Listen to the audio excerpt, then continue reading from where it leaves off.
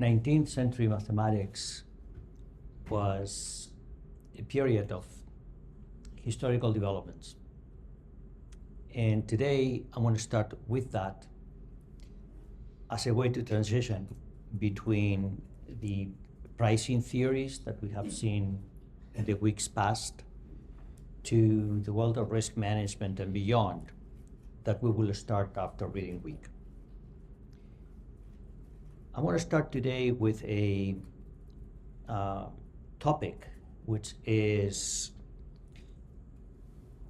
very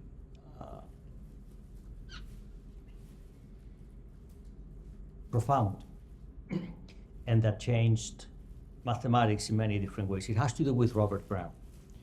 Robert Brown was a biologist, he was a botanist. Actually, he was a doctor before he became a botanist, and he became interested in life.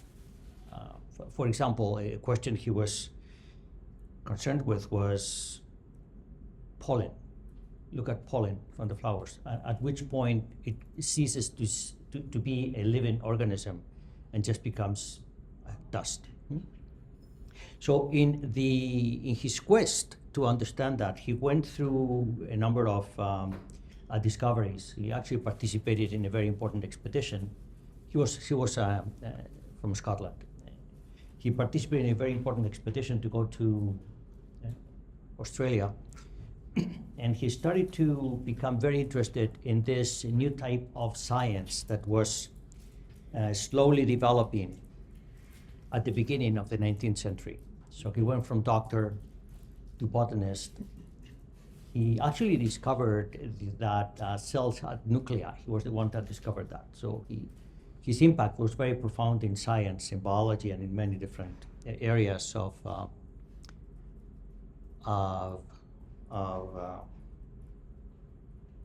biology. Turns out that in his theory to understand the movement of these new types of particles that seem to defy Newtonian mechanics, you have to understand that at that time, physics was largely Newtonian mechanics and everything that comes from that. And from a Newtonian mechanics perspective, you cannot understand the movement of dust particles, for example. You can't. You need so much information, you just don't know what's going on. And in his desire to understand that, he came up with no theories, really. He just reflected on this new type of erratic motion that seemed to govern certain things that people didn't understand. And it earned the interest of another important biologist, Charles Darwin. And in fact, Darwin, in his book, 1859, on the origin of the species, he mentions the research of Brown, his interest in the movement of small particles in fluids and the impact it has on plant cells. That was Darwin. And all of that was then picked up by another important scientist that we've already reviewed here, and that was Albert Einstein. Albert Einstein, as we saw, he became interested in the motion of small particles suspended in liquids. That led him to develop the theory of diffusion processes and a re-derivation of the heat equation.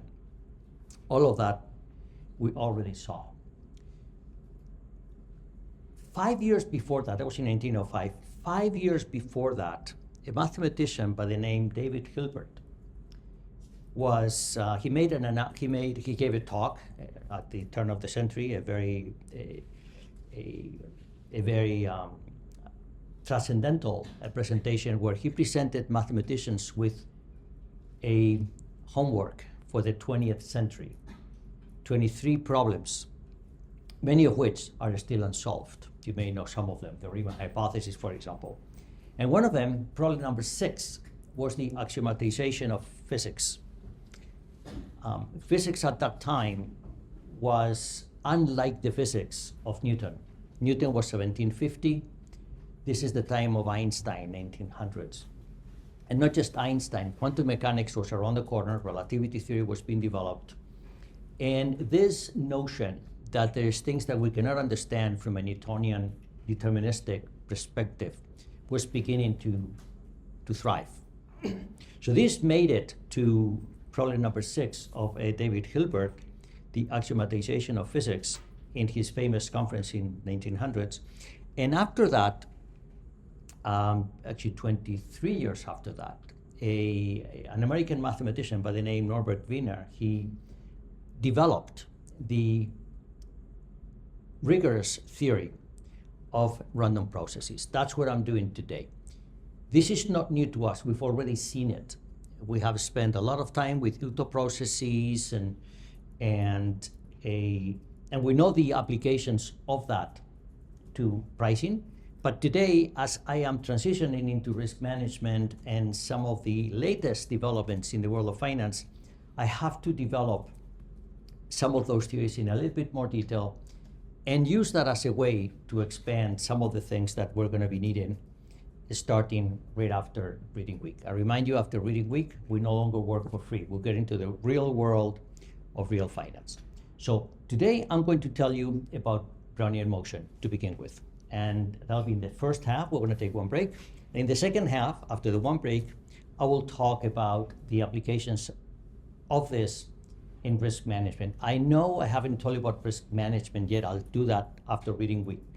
But when I do that, I don't want to be encumbered with the theories of Brownian motion that you may not know. Since we're almost already there, I'll do them now. I'll do the math today. And then after reading week, when I tell you about risk management, how it developed and what it does, then we will be completely ready to understand all of that. So I'm going to talk about Brownian motion to begin with. I'm going to denote Brownian motion with one of two notations, either dW or dB. And that's how people do it. Sometimes people write dW, typically mathematicians write dW after Wiener, Norbert, I should say Wiener, because he was American, although his name is German. Norbert Wiener, and others like to choose the name B, dB, for Brown. It's really the same theory, exactly 100 years apart. Okay, I'll call them B or W. And and I'm not going to give you the formal derivation of these things. I'm not doing that, but as being consistent with the theme of this course. But I will tell you, to some degree of detail, the technical definitions of Brownian motion in dimensions 1, in dimensions, and I'm not going to infinite dimensions today. So dW is going to denote a stochastic process, and which we haven't defined, but we've played with them a little bit in this course already.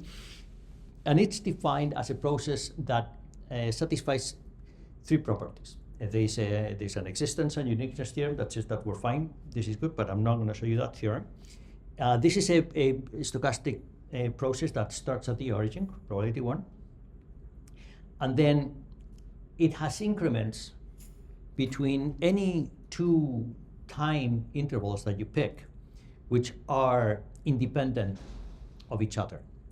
So this is a process that has no memory. We saw how significant that was when we created trees. I remind you the difference between a recombining tree and a non-Markovian tree was, amongst other things, the fact that recombining trees can be stored in a hard drive, whereas non-Markovian trees very quickly blow up any amount of storage space that you have. And of course, the complexity when it comes to calculations is also increasing, and so on and so forth. So the fact that we assume that these increments are independent of each other is a very big deal. But it's not only that they are independent of each other, they are given by a very precise probabilistic distribution, which is the normal distribution. So the difference between 2 observations at times t and s is given by a normal distribution with mean 0 and variance t minus s, or standard deviation, the square root of t minus s. There's some other mathematical properties of this. These are paths which are continuous with probability 1 and non-differentiable with probability 1. Okay, so these things have derivatives almost nowhere. If any one of you is interested in the mathematical derivation of this, that's great. There's lots of books and you can spend your time doing that. This is in agreement with my extreme compression of everything I tell you in this course. This is something that I just state for you so you know. So I can give, we're going to do two problems now. One is a very simple problem. It's I can ask you to calculate the probability that a Brownian motion at time 2 is less than or equal to 0. What would that number be? We can derive this from the properties I already explained to you. So that's the Brownian motion at time 2. Brownian motion at time 2 minus Brownian motion at time 1 is a normal distribution with mean 0, standard deviation square root of 2. So the answer to that will be a half. Okay?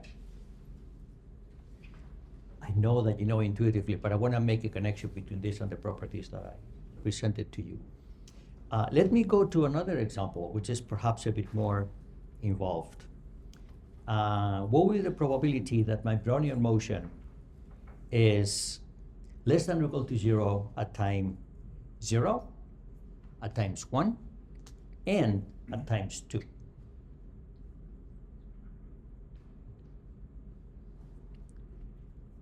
Let me ask another question prior to this one. Who has seen these things before?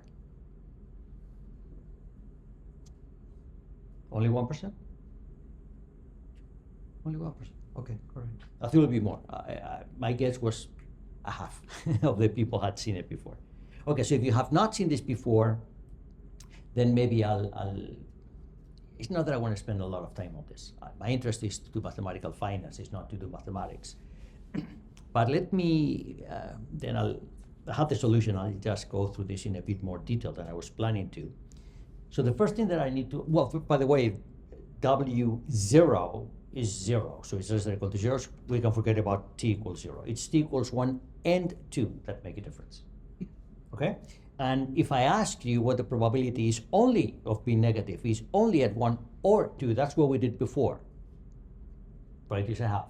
It's a random walk. The probability that it's below 0 is a half.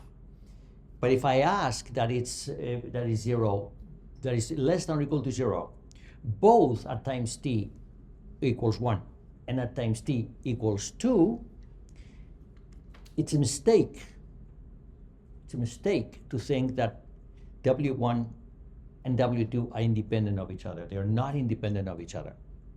What is independent of each other is, so the answer quarter is actually wrong. It's not true. Okay? These are not independent of each other. I have to go back to the definition. What is independent of each other is the location of W1 minus W0 and W2 minus W1. So these are independent of each other. All right? So W2 is equal to W1 plus another random variable, W1 twiddle, which is independent of W1. So W2 is the sum of two independent random variables. Therefore, the probability that this is also negative, I can calculate with like that. It's the convolution of these two random variables.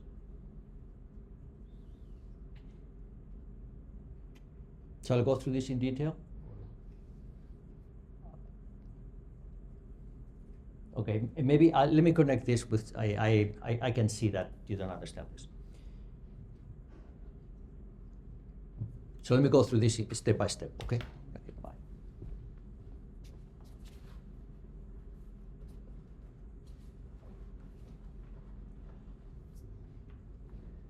It's good I asked. I had assumed you would know this. Okay, so let's see. I'll write on the board.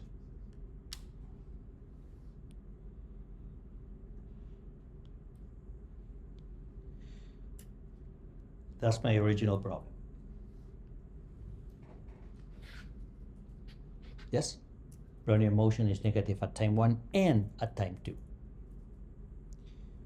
Great. I just said that these two are not independent random variables. They're not. What are independent random variables is that one and that one. So here I have the probability that at time 1 I am below 0, and at time 2 I'm also below 0, but I wrote my position at time 2 like that. And this is independent of W1. Therefore, the probability of one event and another independent event, I can write like that. Probability that in the first step I am below 0,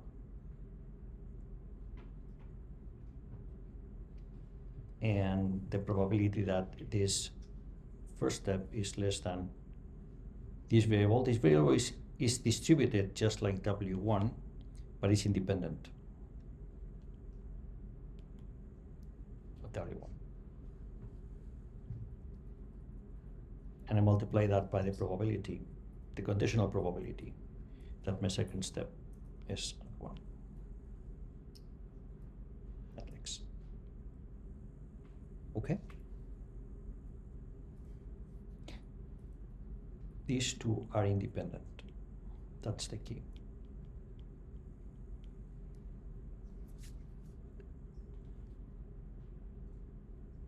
So since W1 and W1 twiddle are both distributed like Gaussian distributions, I can write that this probability is that one.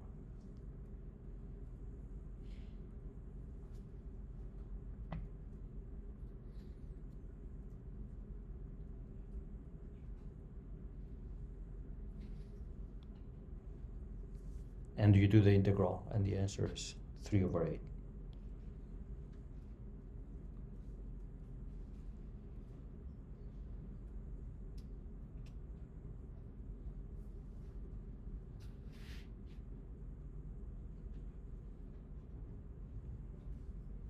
Did I manage to lose you in the first 5 minutes?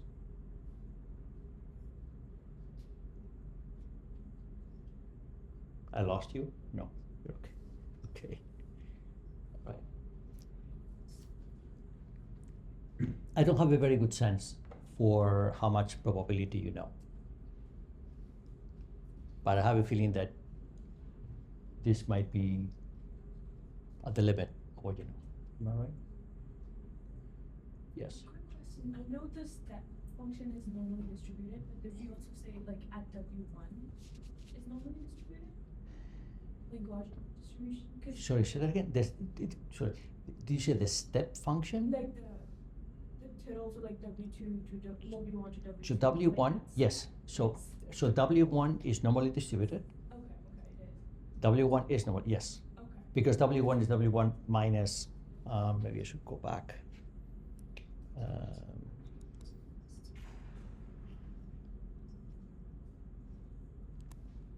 It's in my assumptions. I'm going to go all the way back.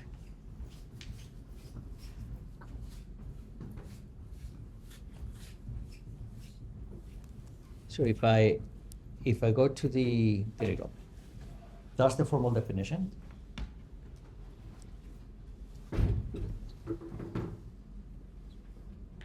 What is normally distributed is the difference between any two observations.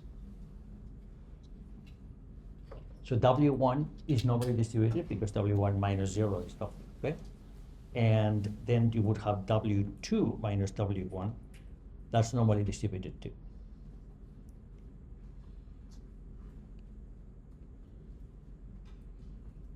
That's normally distributed.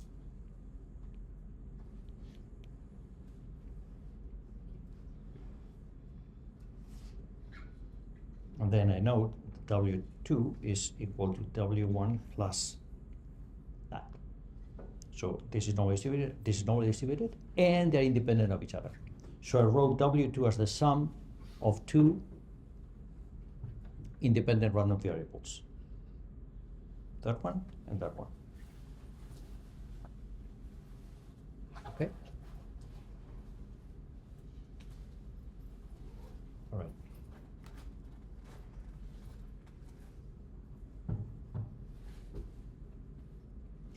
Maybe I can advise that you go back and review the probability you've learned so that this calculation I did here for you makes sense. I am pretty sure you have seen this, I'm pretty sure. I just need you to convince yourself that this is something that you already know. Okay? Yes? Sorry, could you reiterate how we went from the dx to the d, like the phi thing, and then back to like the dy?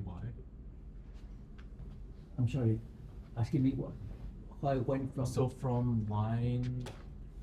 from the third line, we had this like, so p of the... Just right there. So from here, like we have this like p this times like this, and there's a dx. Yes. Down to a like d of the this guy, and then we went back to a. Okay. All right. So he's asking how I go from here to here, correct? Right? Yeah. So this is the cumulative distribution function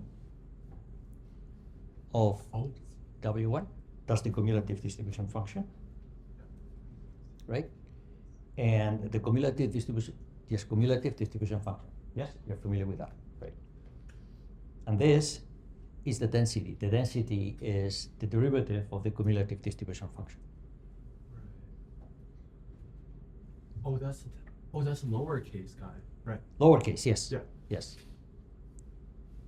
So then I just change variables. I call that y, and that's why I have y dy. Oh, so we're doing like, is that integration by substitution? Yes, Right. I'm changing variables. I see. I think it's fair to say that this calculation is a summary of your first year probability course. Yes? Am I right? Second year. Pretty close. The rest are details, right? If you can do this, then you know probability. If you don't know this, then you missed something.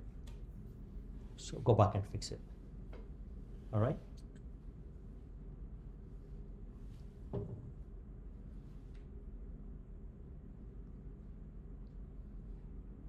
I know it's very cold outside, but this shouldn't be so hard. There's no way I can get you to understand this today. Either you know or you don't. Because, again, your full year probability course really is here. I am sure that 90% of you know this. It's just that it may be written in a weird way, or you may forgot, or who knows. Oftentimes, when you learn something and you're not really in control, if I take you outside of that comfort zone where you've seen and then change the notation, then you don't know what's going on. But I am pretty sure that you have all seen, 90% of you have seen this, 90%, I'm sure. Okay? So let me continue, because this was my objective today. I just wanted to, let me just feel this. All right. So, yeah, do yourself a favor. Review your probability theory so that this calculation is, like, sure. All right? Good. Okay, so let me now give you the technical definition in dimension n. In n dimensions, my Brownian motion is now going to be it's going to be a vector process that, as before, it starts at the origin and it has independent increments. So it's a process without memory, as we saw earlier. That makes sense. And not only it has no memory, but the increments between two consecutive times is a multivariate normal distributions. Okay? And the variance covariance matrix is diagonal with variance equal to T2 minus T1, where T1 and T2 are the two times at which you sample a random walk to Brownian motion. Okay? This is the generalization to n dimensions of what we saw earlier in dimension 1.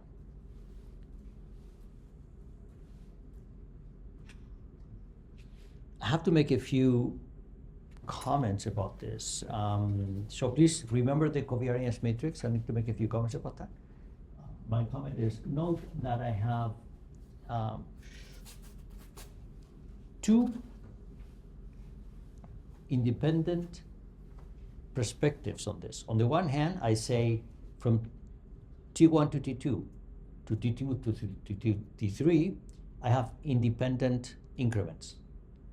But here I also see that I have independent components in each of those vectors. You see, there's two sources of independence here. One is in time, and the other was in space. See that? Okay, the independence in time is critical. We're never gonna get rid of it. We don't want to get rid of it. If we do, we're gonna have a very complicated process. Or at least if we get rid of that, it has to be in a controlled way.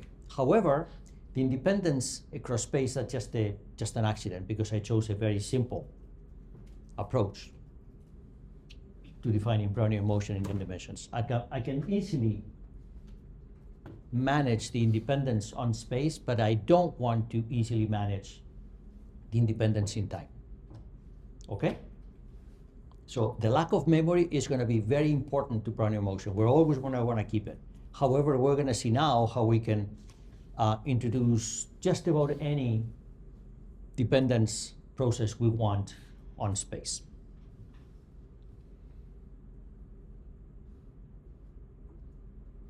So that's the statement. My increments are normal with a variance covariance matrix given by the identity matrix times the variance T minus S. Okay? But I will not want to get rid of the independence in space. As with one-dimensional random walks, the result is a path which is continuous with probability 1 and differentiable with probability 0. Okay.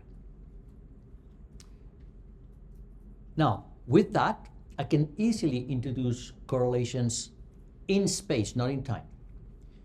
And what I do is I do a very simple change of variables.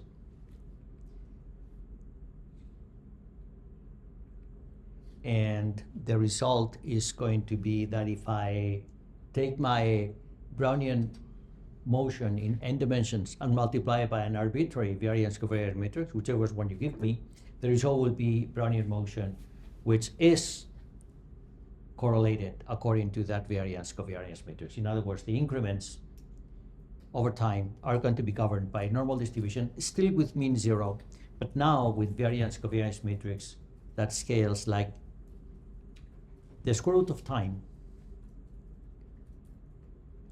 on the standard deviations. In other words, the variance is the time times the original variance covariance matrix we're given. Okay? All right.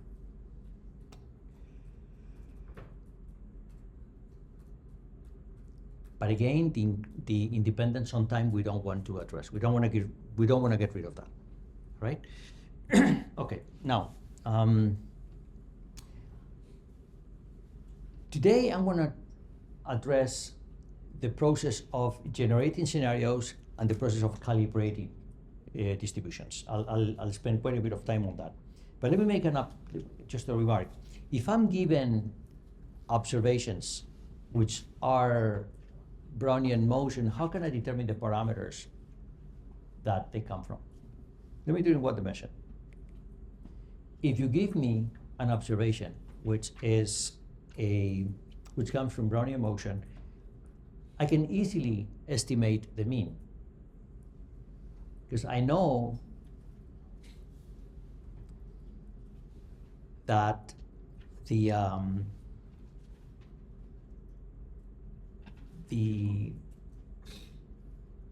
observations scale like time. So if I look at the increments in time and I scale them by the time difference, that should be an estimator for the mean. So that's an estimator for the mean of my Brownian motion. And once I know the mean, then I can calibrate the standard deviation.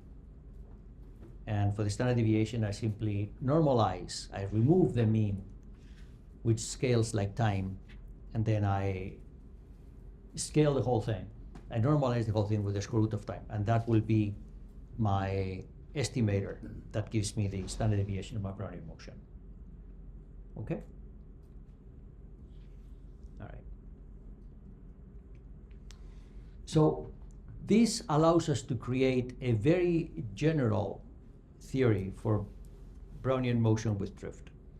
If I have a drift vector, which is arbitrary, anything you want to give to me, and I take your independent Brownian motion and I multiply it by an arbitrary variance covariance matrix, and I added this random vector, which is not time dependent, I have a very general family of Brownian motion processes with arbitrary variance covariance structure and arbitrary drift.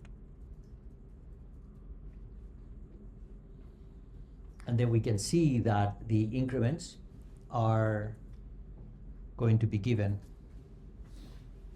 by the difference in the drift terms and the variance covariance matrix assigned to us. So you see, I started with a one-dimensional Brownian motion. Easy. Then I went to a vector Brownian motion, and I did it in the simplest possible way, assuming uncorrelated spatial components. That's easy, it's just a superposition of the Brownian motion. That's going to be critical when we do Montecarlo later today. Once I have that, then I make affine transformations on my vector Brownian motion, and I can achieve just about any mean, any drift term, and any variance covariance matrix. For now, the variance covariance matrix is constant in time, or rather it scales like time on the variance side, or it scales like a square root of time on the standard deviation side. Okay? That's how I do that. It's all a very easy derivation from a simple one-dimensional Brownian motion.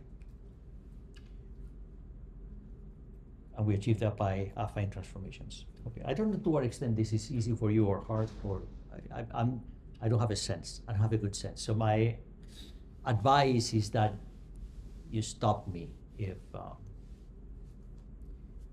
something is not clear, like he did. Okay.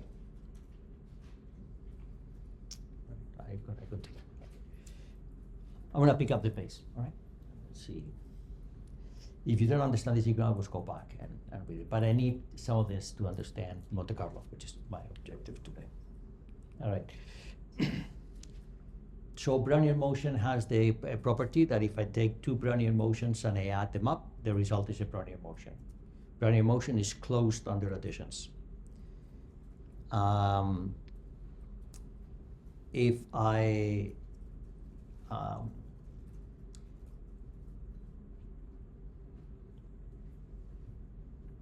can actually calculate the drift of the resulting Brownian motion.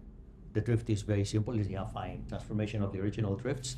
The variance covariance matrix is a little bit more complicated. The variance covariance matrix is going to have a structure that you have seen. It's the same one that we have when we add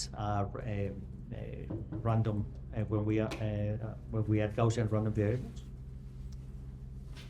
and it is the sum of the covariance matrix times the covariance between the components of my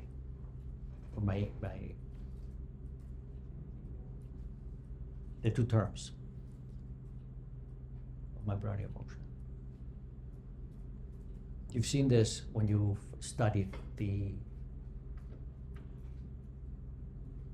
resultant Gaussian random variable when they add two Gaussian random variables.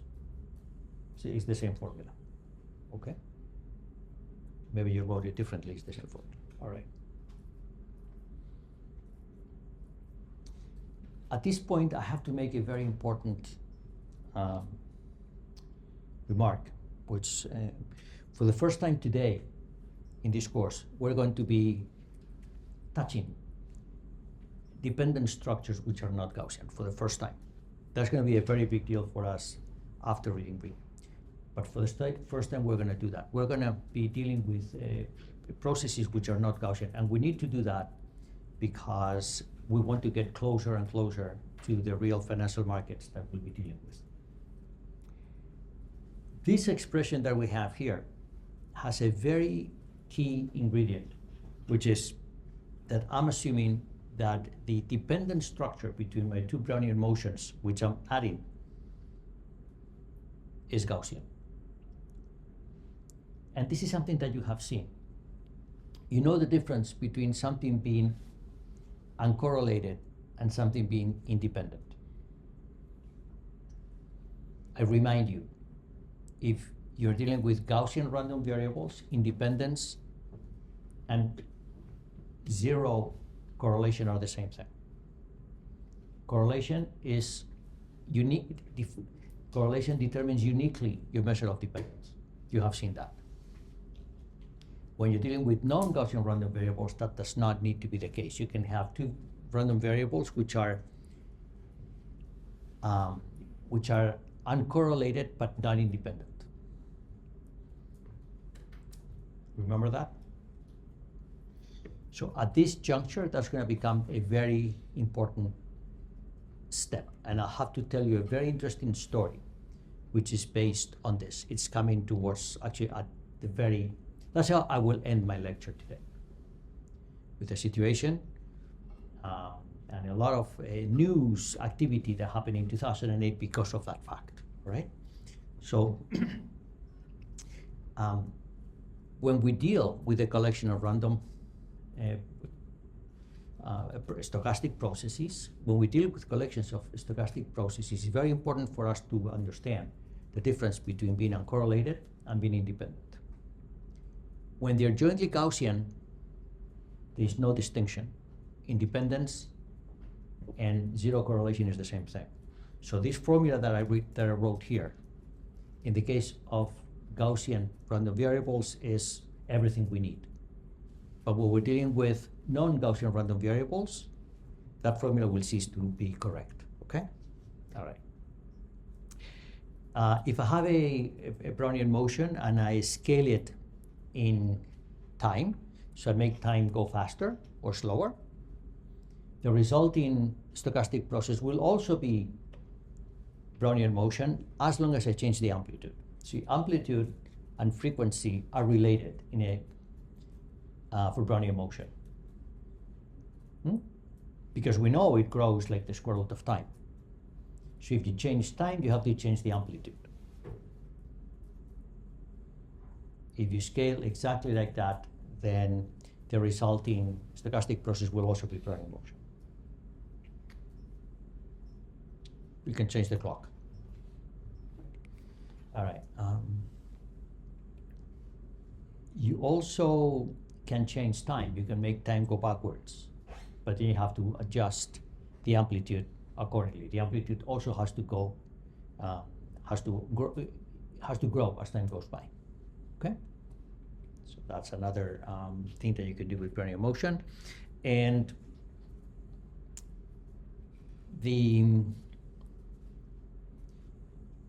one of the important objects when you have stochastic processes is the concept of heating times. Now I'm curious, who has seen heating times before I tell you what they are? okay, who has not seen heating times? Okay, most of you have not.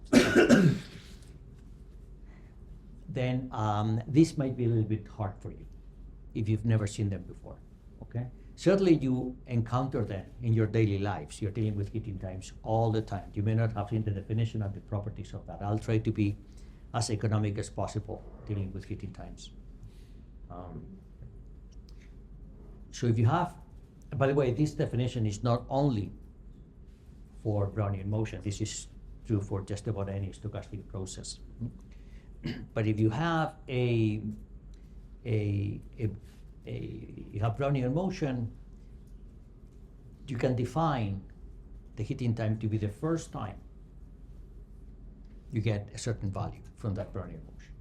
This is very fundamental concept. For example, the concept of ruin is one which is expressed as a heating time. It's the first time you go bankrupt, the first time you have zero assets, the first time you lose everything. Okay? That is an example of a heating time. When you go from home to class, the heating time is when you expect to arrive. And as you know, that is stochastic. Someone wrote in the chat today that he was running late because of traffic. Well, that was you. Okay, there you go. So that's an example of heating time, right? So you experience heating time this morning. And you don't know when you're going to get somewhere. So the result of that, which has units of time, is what we call heating time, and it's expressed like that. This is the definition of heating time, and it works for every stochastic process. The thing is, for Brownian motion is so special that for Brownian motion, we're going to be able to calculate just about everything we can think of. Certainly much more easily than for many other stochastic processes. Okay, and we're going to see examples of that. This is something which is used. A lot of finance is written in terms of heating times. Credit risk. Well, credit risk is, we haven't seen credit risk. We'll see credit risk in great detail in a couple of weeks. But credit risk is the risk that you have when someone doesn't pay. Why someone would not pay? Someone would not pay because they can't. What can they pay? They cannot pay because maybe they run out of money. There you go, that's a heating time. Okay? It's an example of ruin. Market risk. We're going to do a calculation today using Brownian motion for the probability that you get a margin call when you're trading on your brokerage account. That's going to be a heating time. We do investment management, and many heating times is just a very convenient language to express many of the facts in finance that we'll be developing in the future. That's why I'm doing this class today. All right.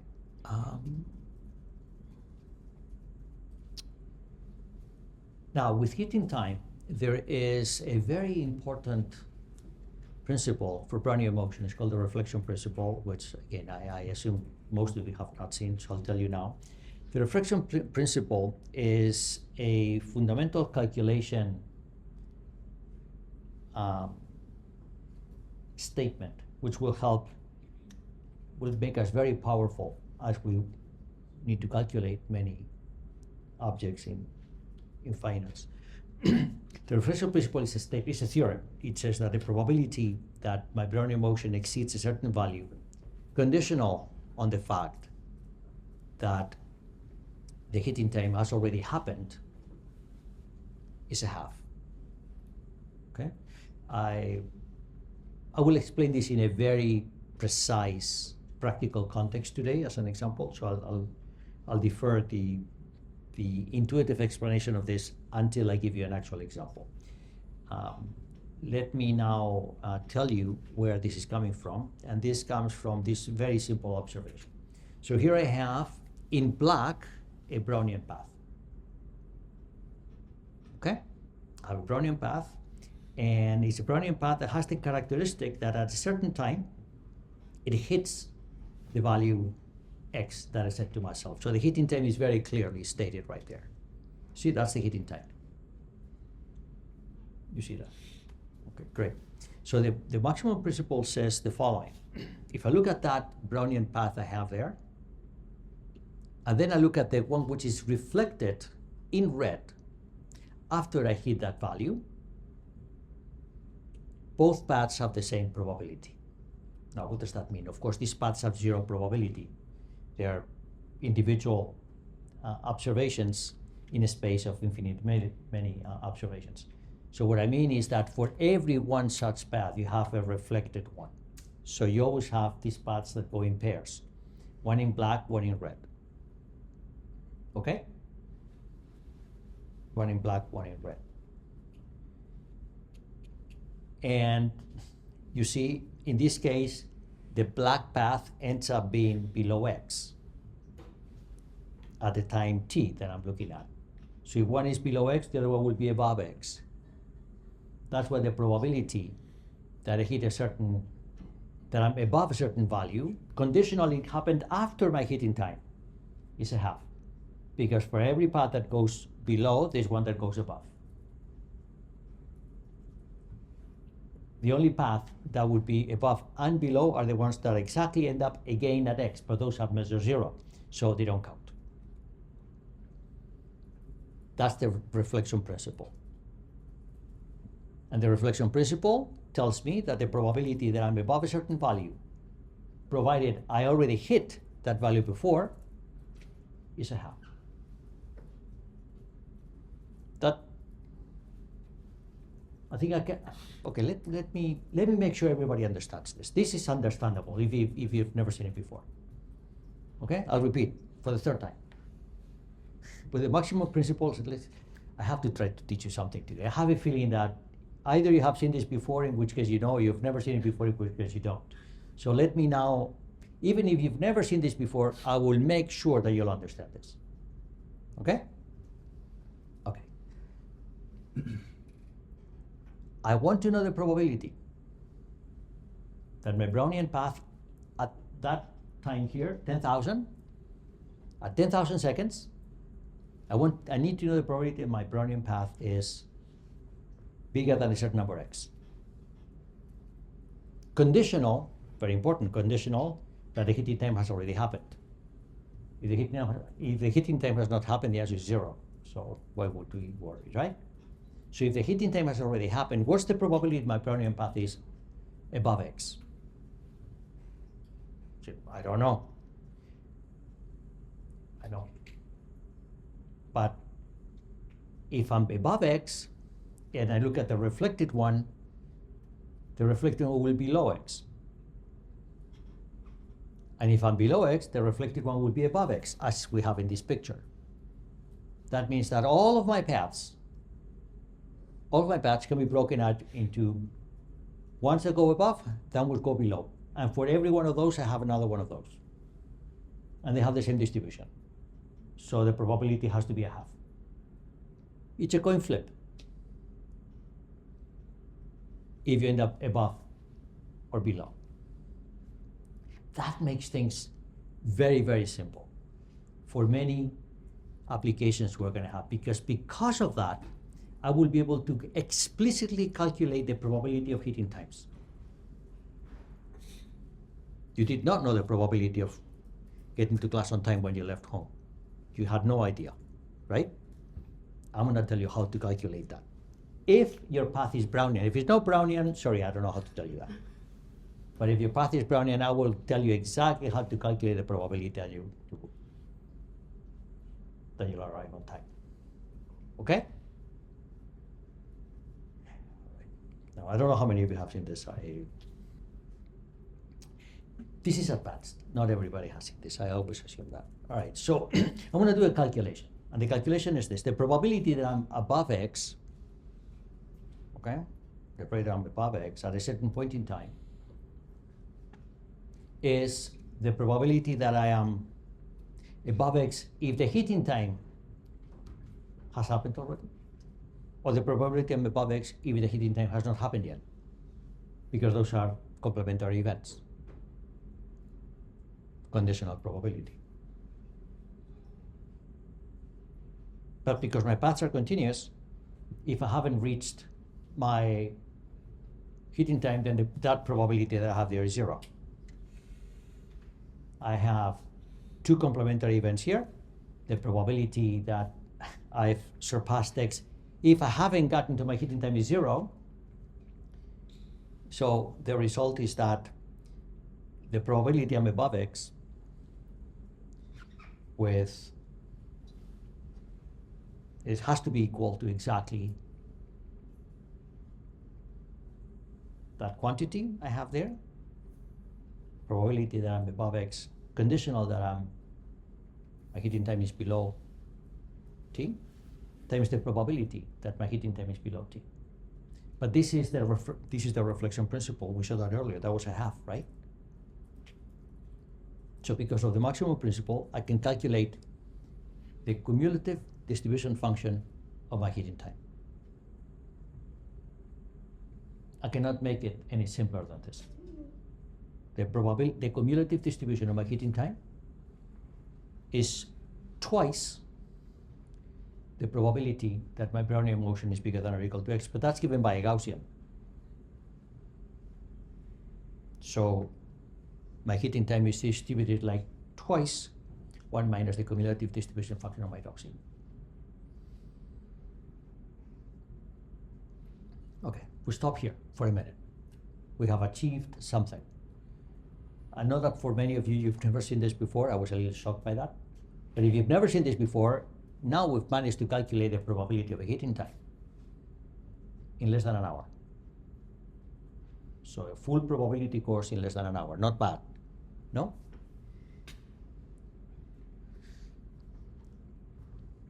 I have a sense that many of you did not understand the formalism that I started with Brownian motion.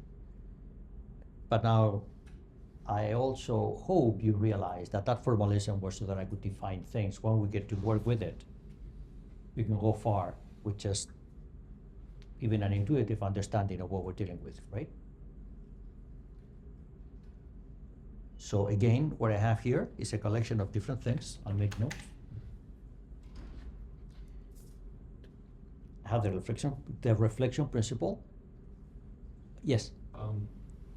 Just wanted to make sure on the last line, is that the cumulative distribution function or the probability distribution? That's the cumulative distribution function of the Gaussian distribution, but because I have a bigger than, it's 1 minus, because the cumulative distribution function is with a less than. I was just asking because you used a lowercase phi there. Oh, As a thing. sorry, what? Like for in the previous slides, you used a capital phi for the CDF.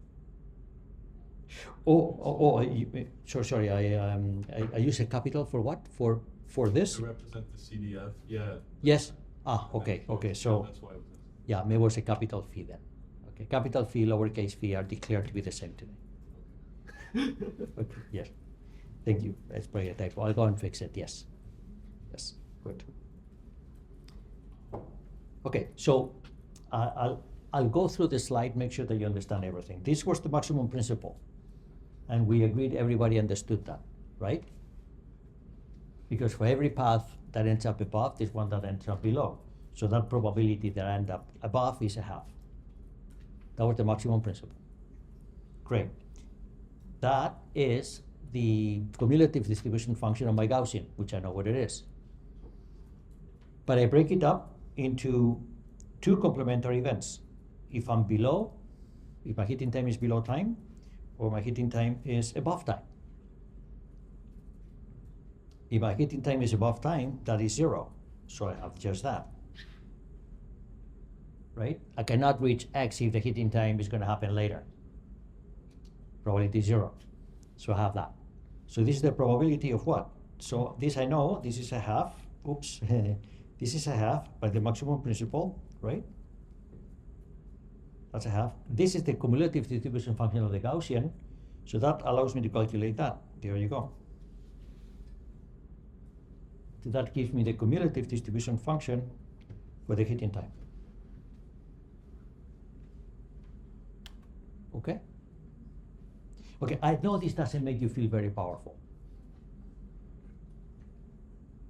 amongst other things, because I think you don't feel you're in control of this, and I think that's right. But maybe then allow me to tell you that if you understood this, that means that this is not so hard. Okay? You just need to make the connection between this thing I told you here and however you learned probability theory a couple of years ago. Am I right with that? Okay. All right, good. Good. So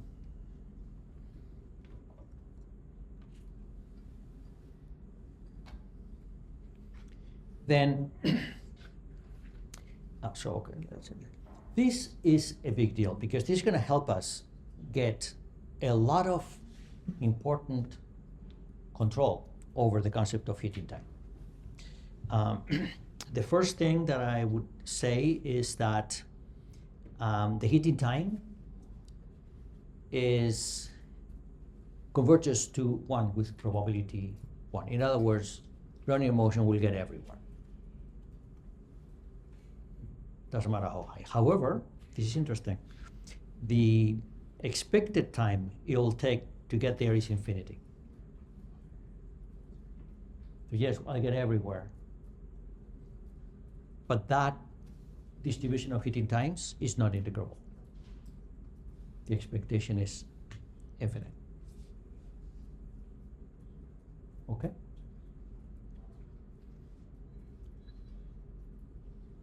Think of it like the integral of 1 over the square root of x. That's infinite. It's infinity. Similar to that. Okay?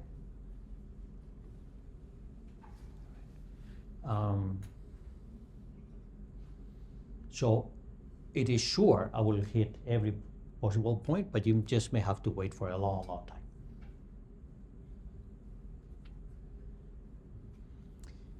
Let me now give you what I think is one of the surprising implications of our ability to calculate heating times, and that's called the Brownian maximum.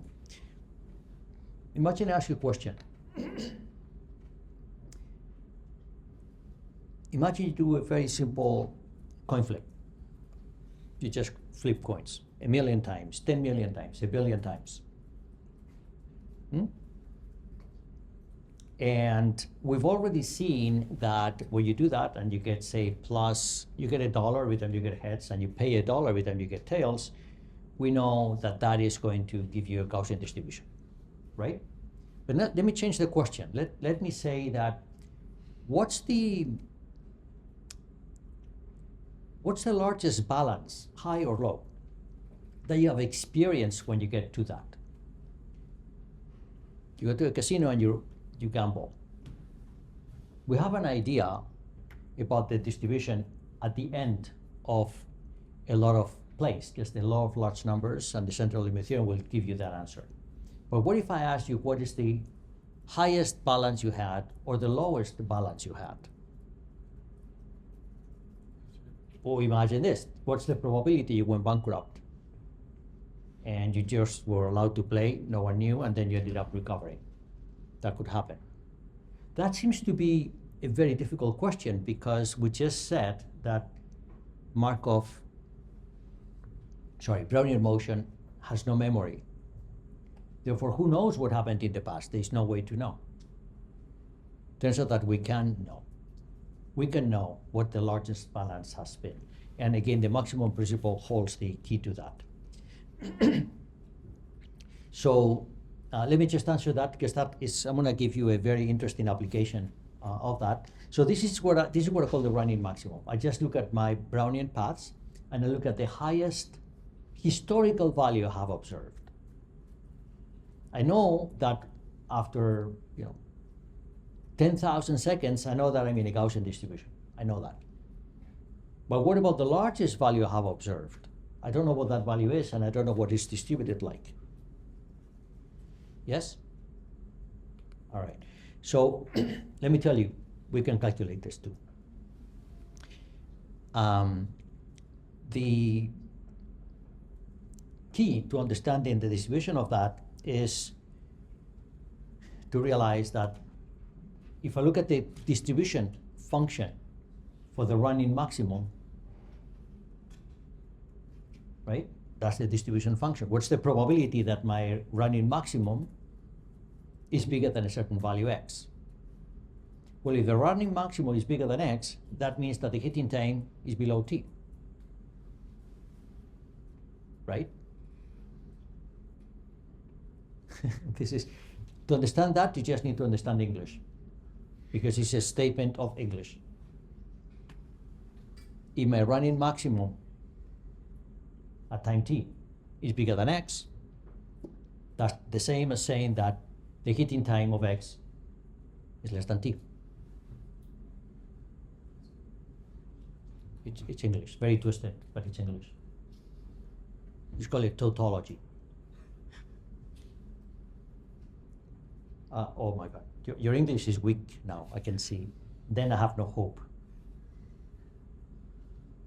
You see that? Those two statements are the same, and you only need to know English. Well, you can do this in your language because I don't have no words there. This is just math. It's a tautology. What I have on the right and what I have on the left are exactly the same statement. Yes? So if they are the same statement, they're distributed the same way. So I know what the distribution is of the running maximum. It's exactly the same distribution of the heating times.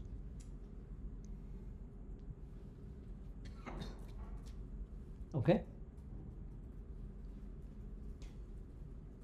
Let me, I don't know, I don't know how hard this is. So let me give you a very cool application of this. Okay, let's try to get to finance quickly.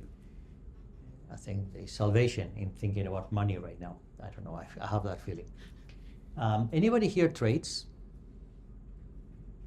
Anybody here, no one trades? You trade, okay. Or maybe the rest of you trade, but you don't want to confess. Anybody trades on a margin account? Do you know what a margin account is? A margin account is when someone, a broker, allows you to trade, but they lend you money. You don't have to have all the money there. Some of you are thinking, can you do that? Yes, you can do that. They will lend you money. Anybody trades on a margin account? No? No one trades on a margin account? Okay. So if you trade on a margin account, by the way, you should think about that. Okay, it's a very cool activity. So trading on a margin account is, let's say, I'll give you an example. I don't know, someone give me a stock.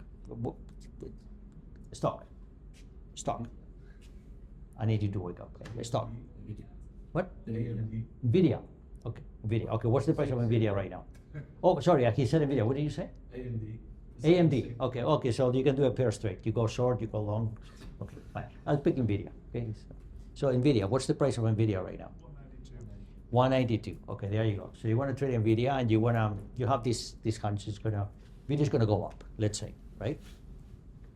And you're gonna buy as much as possible. And you have $2,000 in your brokerage account, right? How much Nvidia can you buy with $2,000? 10, right? Give or take, you can buy 10. But you really would like to buy more. But you have to transfer your money. Your money is Hong Kong. It's gonna take 3 days before it gets there. You call your broker. So you would like to buy 20, can I? What will the broker do? This is a very good deal for a broker, because the broker says, you know what? I'll lend you money. What would they lend you money? What would a broker lend you money? 2 reasons. One is, you're gonna trade more. They charge you, what do they charge you per share? They charge you something per share, so they trade more, right? But are they taking any risk by lending you money?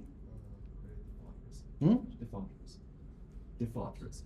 That I'm not going to. Yeah. Okay. So yes. So they can take a risk, and the risk is that days go by and you don't come out with the money, but they have your stock.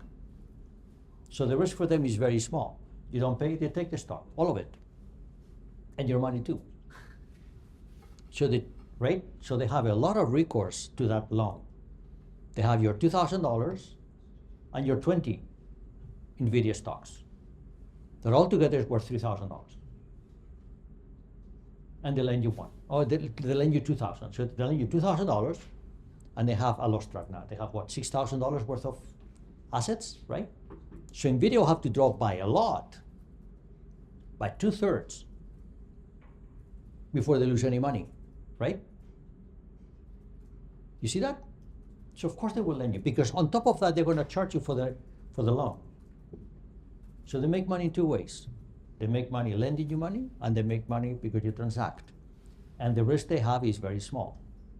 In fact, they would probably say that the minute NVIDIA drops by 5 cents, they take everything. So their default risk is minimal. You understand the concept of margin risk, right? This was not planned, as you can see. Okay, I'm trying to get you to relate to what I'm talking about, because I think you're very lost. Yes, Olivia, you understand, right? Okay, so anybody thinks that margin trading is a good idea? Many people do margin trading. You don't think it's a good idea? No, what's the problem with margin trading? Well, it can wipe you out pretty quickly. Okay, okay, so let me argue with you. It is true it can wipe you out, but imagine that you have the money and you have the $2,000. Instead of having them in a bank account in Hong Kong, you have them at CIBC, and you can move them in an hour. You can actually drive to CIBC, collect the cash, and put it in the bank. You will lose the same, right? So you can be wiped out because you trade, not because you trade on margin. The concept of margin does not really introduce any new risks to you, does it? Did that convince you? So The risk is in the trading, it's not in the margin. Yeah, that's true. Now, of course, you may be thinking, no, wait a minute. I'd never had the other $2,000 to begin with, right? So that's different. Now you're increasing your risk by trading money that you don't have. That's different. But margin trading in itself does not really increase your risk profile. The amount of money you can lose is the same, right? Some of you may be thinking, why would I pay to borrow money? I know, why would you pay to borrow money? But we do it all the time. That's how we get mortgages to buy homes, right? You can actually argue that buying a home with a mortgage is margin trading. You could argue. No? Right? Okay. Anyway, that's besides the point. You understand margin trading. Okay, great. So let's go back to my NVIDIA situation. Let's say that I have $2,000 and I'm going to buy 20 NVIDIA stocks, and it's at 200 per stock. What's the probability I get a margin call? What's a margin call? A margin call is to say, buddy, you lost money, you have to put some money here. That's a margin call, right? So what's the probability? That was your fear, right? Right? That's the risk. So what's the probability that I get a margin? A margin call means, like, get in your car, go to your bank, collect the cash, and bring it here because you lost enough that your balance is now negative. That's a margin call. Of course, I'm assuming you have the money. If you don't have the money, that's default. Yes? So what's the probability? In this particular case, you have NVIDIA at, say, 192, 20 stocks, and you only have money for 10. You have $2,000. What's the probability you get a margin call?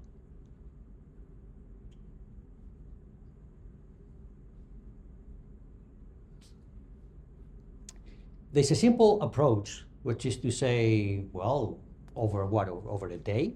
I know that NVIDIA will trade at a certain standard deviation over a day, but that's not what I'm asking. A margin call, let's say for the next year. Okay, you're not in a rush to bring the money from your offshore account, you just keep it there, right? You worry if you have to bring money in from the offshore account, then you do it, but until then, why would you worry? You have the money in your offshore account, and you trade on margin. So what's the probability you get a margin call? A margin call means, get me the money now. So, okay, and then you give the money now. That happens all the time. What's the probability of that? Is it just the probability that the stock drops below a certain price? It's the probability that my running maximum is more than the money I have. It's a Brownian maximum. You understand that? Okay, this is what I need you to understand. Getting the margin call is exactly the same event as saying that your losses exceed the amount of the loan. The amount of the loan, you know, was $2,000. The maximum losses you can have is, we don't know. But it is what we call the running maximum. So what I'm asking you when I say, what's the probability of getting a margin call? That question is exactly the same question as to say, what's the probability your running maximum is more than $2,000? Understand? This is English again. There's no math here. It's English. You understand it's English? Well, not because I'm speaking English. You could speak Chinese, and it'll be Chinese. I mean, it's whichever language you speak.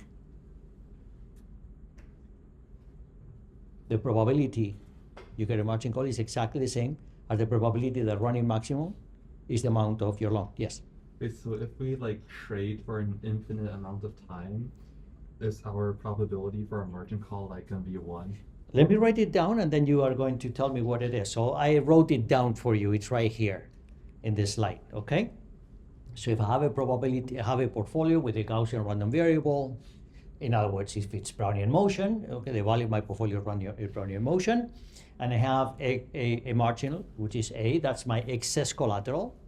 I'll get a margin call when A goes to 0, whatever that number is. We haven't, we're gonna see this in great detail when I tell you about margin trading. I wanna spend at least half an hour on margin trading one day in the future.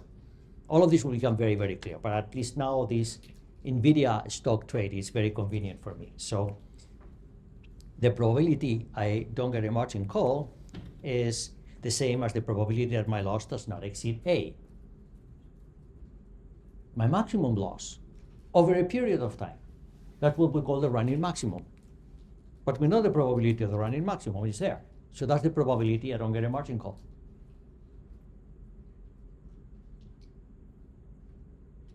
All of this happens because of the maximum principle for Brownian motion. So if my portfolio value is given by Brownian motion, I can calculate lots of very good stuff, and this is one of them. And by the way, people use this because when you decide, you have a lot of money. Money is not the issue, but the money is far away, and I don't want to have a margin call. It's just inconvenient. I have to send a wire transfer very quickly. It's very expensive, right? But you don't want to have a margin call. So what's the probability you have a margin call? It's exactly that number there. So if that number is something you consider to be safe, say less than 1%, sure, just keep on trading. Don't bring the money from your offshore account. Just leave it there. I'm not saying that you should take that risk if you don't have the money. That's a different issue, right? I'm not talking about that. I'm just talking about the probability you get a margin call, not the probability you go bankrupt. That's different.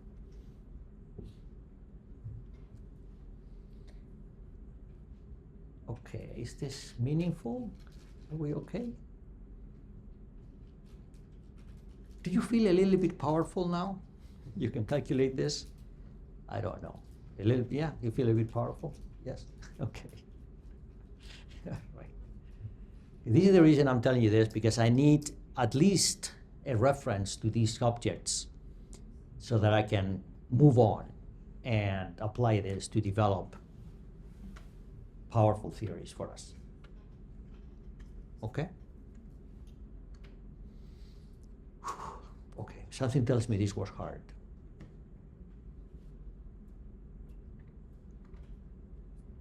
Are we okay? Can I move on? I was not planning to take a break until a little later. Do I need to give you a break now? Maybe you catch your breath, maybe have a coffee. Okay, let's take a 10-minute break. Okay.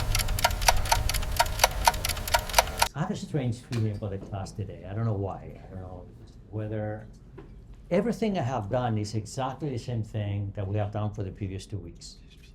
It's the Ito process, a very particular Ito process, the simplest Ito process, which is Brownian motion. It's the one that we saw where we took infinitesimal coin flips. It's just that today I didn't resort to the intuitive approach with infinitesimal coin flips. I didn't call it dw is the square root of dt. I didn't say that. I developed something which is still not the formal mathematical theory of it, but it looks more like that. Why? Because it's only that way that I can do the hitting times, the running maximum, and things like that. I cannot do that with the same intuitive approach we have developed in the past. That's the only reason. But I haven't defined any new object today. It's all the same Brownian motion. It's all the same stochastic process we have done over the last 2 weeks. I'm going to do something now, new, which is new. It's the, which is the Poisson processes. So a Poisson process is going to be based on the Poisson distribution. Let's see if that works.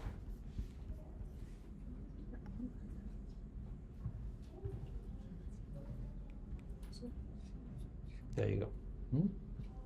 So instead of a Gaussian random variable, I'm going to consider a Poisson distribution now. A Poisson distribution, you should have seen, is a random variable which has discrete outcomes: 0, 1, 2, 3, so on and so forth. And these discrete outcomes come with a certain given probability. You must have seen this. Yes? Now, what you may not know is that this Poisson distribution was actually a military secret in the year 1900. Armies have realized that they could account for very infrequent events. I think one of those was, so armies in the year 1900 had a lot of horses. They didn't have a lot of tanks, they had a lot of horses. Tanks were very rare. So they had analyzed, they had very carefully kept records of people, soldiers who were killed because they were kicked by a horse. And then they used that and they saw that this distribution had a very good explanatory power to understand infrequent events. So it became a big deal. During the bombing of London by Germany in World War II, then statisticians saw that it actually explained very well the distribution of bombs and the damage that they did in London. So this was heavily used by the military. Now we use it everywhere. And you have seen it in your probability course, I'm sure.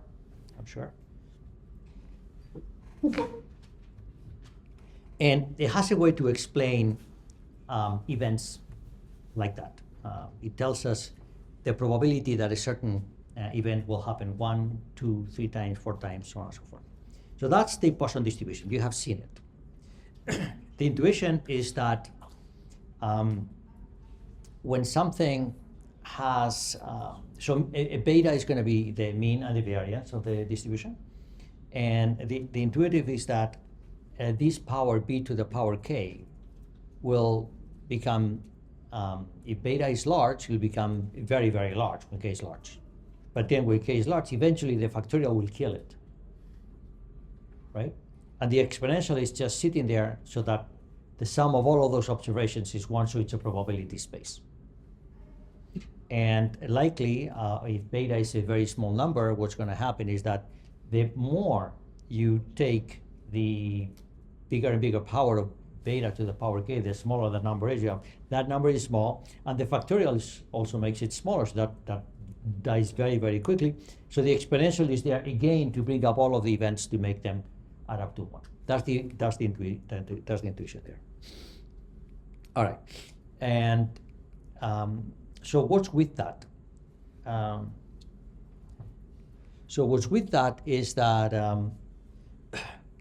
we could compare the Poisson distribution for different values of beta. I have here for beta equals 1, you get something like that. The mean is beta, so beta is 1, and the standard deviation is 1. So you see this dies very quickly after about k equals 3.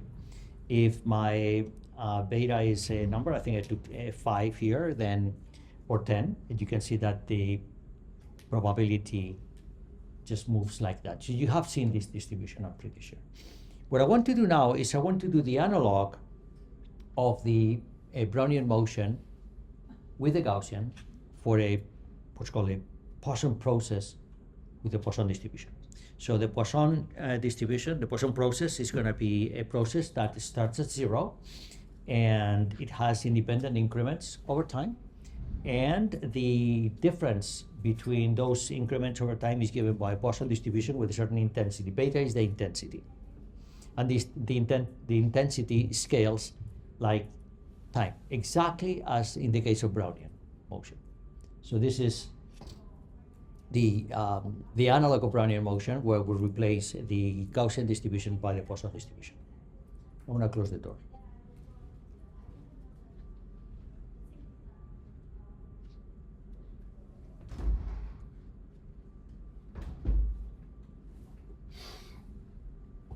So I have here two examples of Poisson processes.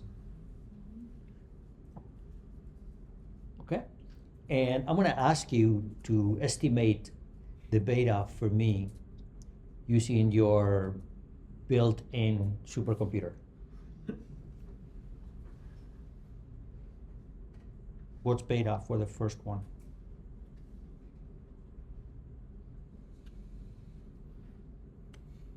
Your supercomputer is ready to go. You just need to say hit return, and then what's beta for the first one? You've never seen this?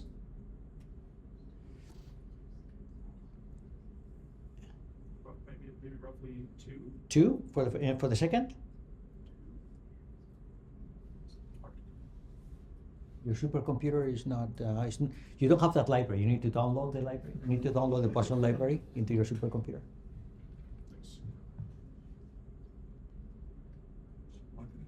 The slope, we know that this grows like beta times time. So the slope in the first one is 1 and the slope in the other one is 8. So my guess is that beta is 1 for the first one and it's 8 for the second one. Yeah? Yeah, you had not downloaded the Poisson process library. Yeah. When you download it, it works. It's very easy, right?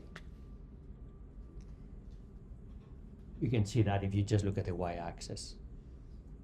All right, so why am I telling you this? Well, I'm telling you this because this Poisson process is very interesting to do things with it, to, for example, create what's called a compound Poisson process.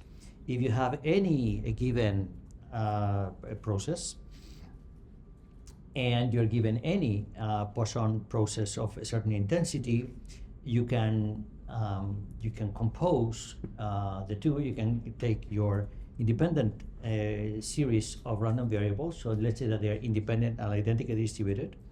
And let's say that the Poisson process is independent of those variables. Then you can create a new process, which is the sum of n of those variables, where the number n is given by the Poisson process. So that gives you a stochastic process over time, which is a compound process that uses your random variables and your Poisson process. You've never seen this. You have seen this. Quick run of show of hands. Who has seen this? Who has never seen this? Never seen it? Okay. So this is a very good model for insurance companies. This is what an insurance company is. Right? What's an insurance company? They sell insurance, right? And then when you sell insurance, they collect money. That we don't see that there. That's the income part, right? But then when they get claims, someone writes a claim. Hey, I had an issue. You have to pay me. That's why. And how many claims do they get? Well, we don't know. We don't know. N represents the number of claims they get, and Y represents the size of that claim. So you could argue that an insurance company, the claims and the liability side of an insurance company is a compound Poisson process, right? Do you see that? That's a very good model for an insurance company. So even if you have never seen a compound Poisson process before, you know of insurance companies. So in a certain sense, you already know that. Great. So let me go with the insurance company analogy a little bit further, and let's say that I have an insurance company, make sure that you understand this, gets an average of 20 claims per week, very tiny insurance company, 20 claims per week. And let's say that each claim has a Gaussian random variable with mu and sigma as the mean and standard deviation. You understand that, right? And so then the total claims that this insurance company gets on a given week is what? It's a compound process, because I get random, I get Gaussian claims with a number which is Poisson. So that's exactly that. This is exactly the claim, total claim size that the insurance company gets every week. Right? Okay, so let me tell you that we can actually, Wald did that. I don't know if it's Wald or Wald, I don't know. If it's German, I should check. I tend to say Wald, because Wald is a nice German word, means forest. I just assume it's Wald, but I don't know. So Wald has a formula which says that the expected value of your claims is the expected number of claims you get times the expectation of each claim, which if n is constant is obvious, but if n is random, it's surprising. It's still almost the same, right? So you would use that to calculate the expected number of claims the insurance company is going to get every week. But let me look at the variance. The variance is more interesting for me, because the variance is a first term, which is the variance of the number of claims times the size, the variance of the claim size, plus the variance of the claim size times the expected number of claims. The second term is where I would expect is actually correct if n is constant. If the number of claims is always the same, then you get the second one. Of course, the first one, the variance is 0, so you don't get any additional terms. But what this says is that the variance of your claim size has two contributions. One is the variability of your claim size, which is the second term, and the other is the variability of the number of claims, which is the first one that you have. Okay? So your risk is the composition of two risks, the per claim size and the number of claims that you get. By the way, this is one of the, you could say, I like to think that this is the reason why insurance companies like car insurance so much, more than home insurance, for example. Why? Because car insurance is much more predictable than home insurance. Predictability makes it cheaper. It's a type of arbitrage. See, that's why I'm doing this, because we're talking about risk management next week, or the week after reading week. Okay, so this reflection is going to be interesting to do that. So let's say that I have an example. I just work with the numbers I gave earlier. You can see that the expected value of claims for the insurance company is 20 times the size of its claim, 20 mu, and the variance is 20 times mu squared plus sigma squared. Right?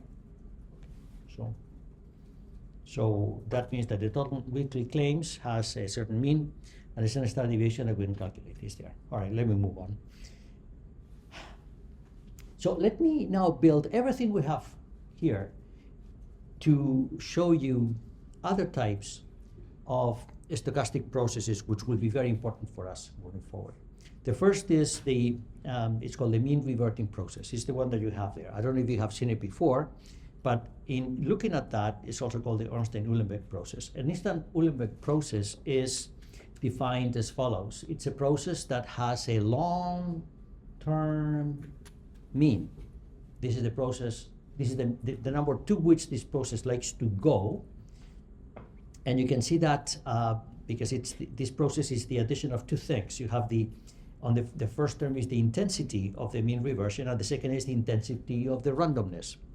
The intensity of the mean reversion is the interesting part in this process. Look at that.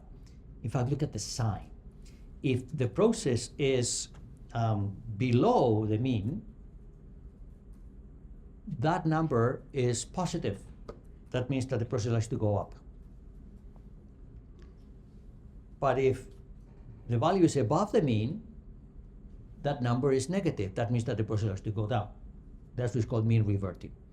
It reverts to the mean. It always likes to end up there.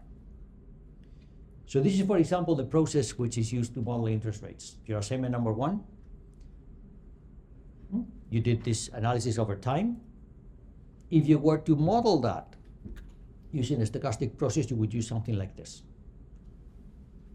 Because rates, I mean, you only took 10 days. If you take 10,000 days, you would see that rates, of course, they never become 1,000% for a long time. They like to come down.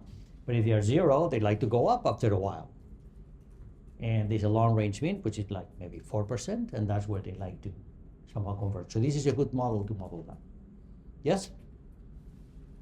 Yes? But now, so this is a variant of Brownian motion with but because of some property that we saw today, we can conclude that if interest rates follow this process, then interest rates will become negative very often, right? Just this will give, if this was, it's not Brownian motion, it behaves like Brownian motion, so eventually rates will become negative. There's a probability, very not negative probability that it become negative. So that is something which is not very desirable. Still, this process, when applied to interest rates, is called the Vasicek model, which gives us a model for the spot rate, which looks like exactly that, and you may have seen that. So this is the exact analog of the Ornstein-Uhlenbeck process for interest rates. And this is it's a process. It's actually the model that made John Hall and Alan White very famous. These are 2 professors at Rockman here at U of T. And I should say that John Hall just died on January 31st. He was one of the most famous quantitative finance professors in the world. You probably have read his book. I don't know. Anyway, so he passed away on January 31st. So, and what they did is they took these ideas of Vasicek and made a model with. I'm not going to go into the details of exactly what they did, but they have one of the most famous interest rate models on Earth.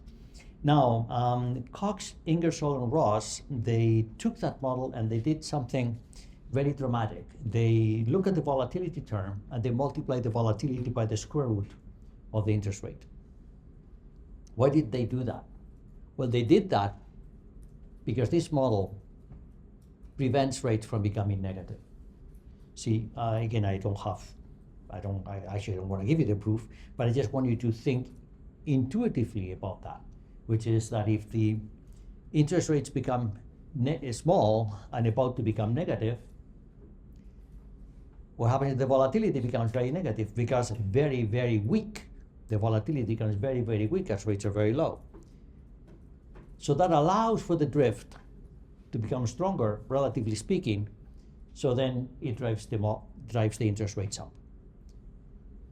And it so happens that the square root of R is exactly the right power to make the volatility weak with respect to the drift, and then always drive rates away from 0. Always. It just happens that way. So I'm not going to prove that. We already had difficulties struggling with the definition of Brownian motion earlier today, right? But you understand that this is part of a very big machinery which is used to model a lot of objects of interest in mathematical finance, and it's not always Brownian motion. Brownian motion is just the beginning.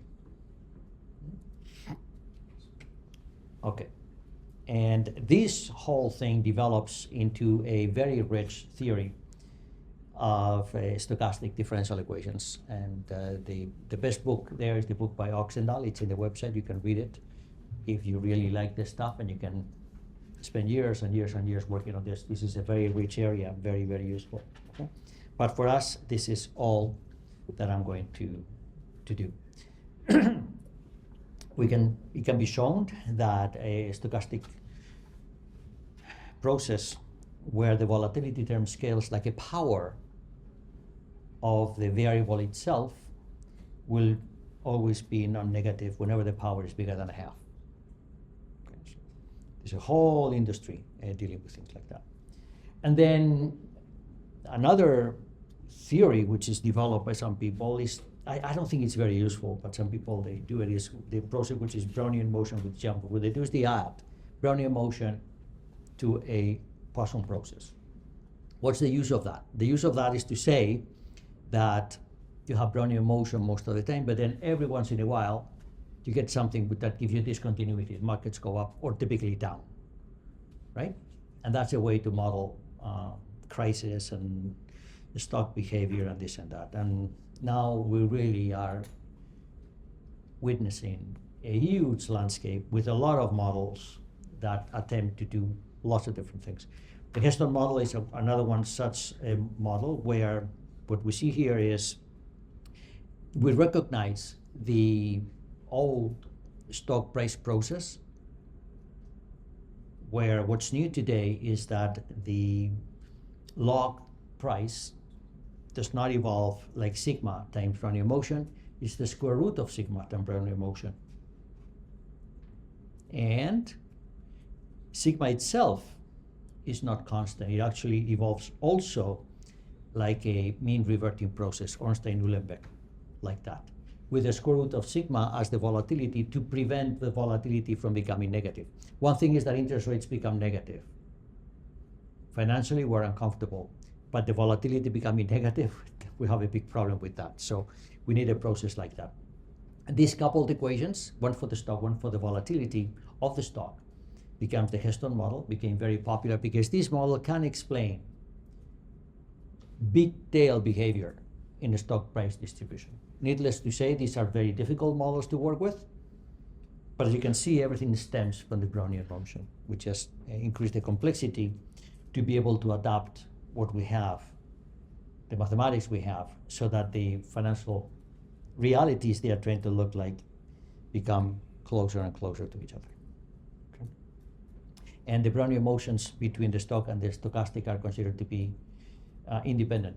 I'm sure someone has considered the dependent model between the two of them, I'm sure. And then again, you can spend your whole life just creating new models and getting better mathematical models for these processes. And this model allows for the modeling of volatility smiles. When I talked about implied volatility last week, one thing I did not say is that the implied volatility, I showed you the graph, but I didn't mention that the implied volatility, which is the inverse of the Black-Scholes equation, where the volatility is the unknown, not the price is known, that gives you a volatility which is then going to be a function of the time to expiration and a function of the stock price. And people don't like that the volatility is a function of the stock price. It tends to look like a smile. So on the tails, the volatility is higher than at the center. It's a characteristic of stock markets, perhaps because markets tend to price the risk in the tails higher than the risk when nothing is happening. Okay, so it could be an interesting insurance perspective on that. So this is a model that allows you to model that, so that the volatility smiles are modeled correctly. And as I said, the square root guarantees that these things are not, the volatility does not get negative. And there's a whole area in finance which is model risk, and it's not going to be part of what I will discuss in risk management, which is that once you have that plethora of models at your disposal, which one is the right one? And when you pick the right one, how do you know that the variables that you are using are the right ones? Because some of these variables are very difficult to estimate. It's very difficult to calibrate these models to financial models. And this is a whole area of finance which now you deal with the typical problems of overfitting and this and that. And that's something which we're going to leave there for now. Okay, so I want to take another break, because now I am going to get into talk about Montecarlo. Everything that we have seen so far is going to come to a roaring end, because now we've developed the powers we need to do Montecarlo. And now I have time. Everything that we have done, I think, has made us powerful, so that Montecarlo will be painless for the rest of the day. So let's take a second break, 10 minutes. We come back at 1:17. So the first part of today's lecture has been good gymnastics. So we can now develop, I think, fairly painlessly the Montecarlo method, which will lie at the heart of many of the implementations that we'll be doing in finance in the future. The first part of today has been dealing with modeling, and to make those things work in practice, in reality, you have to make things alive in a certain sense. And in doing that, I want to give you a reflection of how I see this. It's a very general problem. You always are dealing with encoder and decoder solutions. You always have to deal with that. There's a concept, which is the concept that I like to say lives in heaven. This is my Platonic approach to these theories. So in heaven is where mathematics lives. Mathematicians are the ones who have license to talk to God. Some mathematicians think they're God, they're not. We can talk to them. We speak the language, okay? We speak the language. And that's where we deal with things which are perfect, so to speak, okay? But then you have the concept in the earth. In the earth is where you actually deal with something that's given to you. It's dirty and the data is imperfect and something is missing. But that's the reality. It's the only thing we see. We don't really see what's in heaven. We can only imagine what's in heaven. So if time series are given to us on earth, then in the heavens, what we're dealing is, for example, with portfolio densities or with other creations. And the whole object of making the relationship between heaven and earth work is we need to, if I'm given a set of time series and I want to understand where these series come from, I need to understand the density. This is the process of parameter estimation. And this is what you do when you're doing statistics. Today we're going to be concerned with the opposite, which is we're going to be dealing with the concept of scenario generation.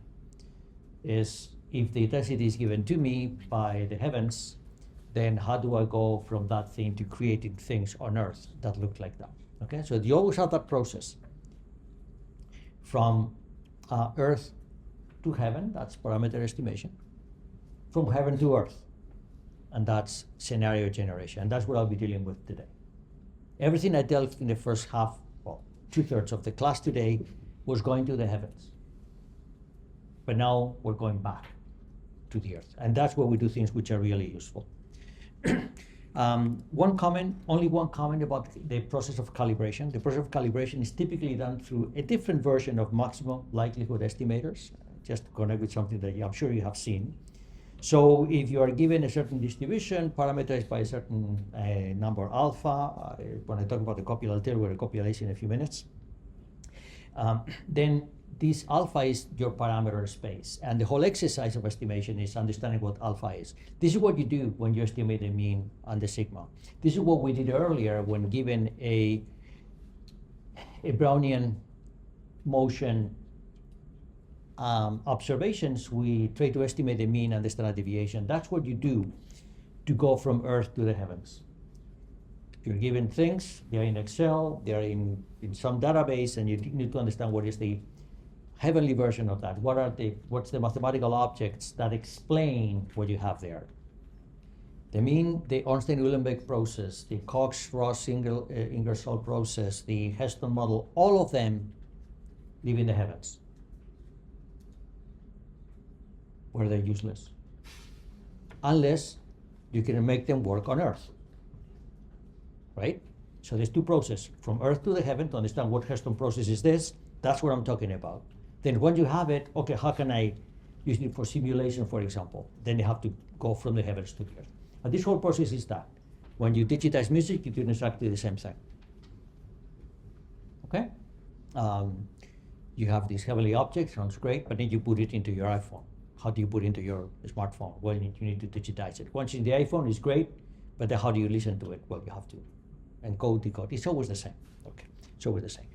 And so this is something that we have seen, and you have seen, I'm sure, the process of parameter estimation is done by taking the likelihood of your time series on your celestial object. So this is the one time where heaven and earth meet, right? So this is the celestial object, rho, applied on the earthly object, x. And you just maximize the likelihood of that. See, that's the best, that's the closest I can get between heaven and earth. Okay, and those of you of a Catholic origin will understand the statement, on earth as it is in heaven. That is how we summarize the relationship between probability and statistics. Great.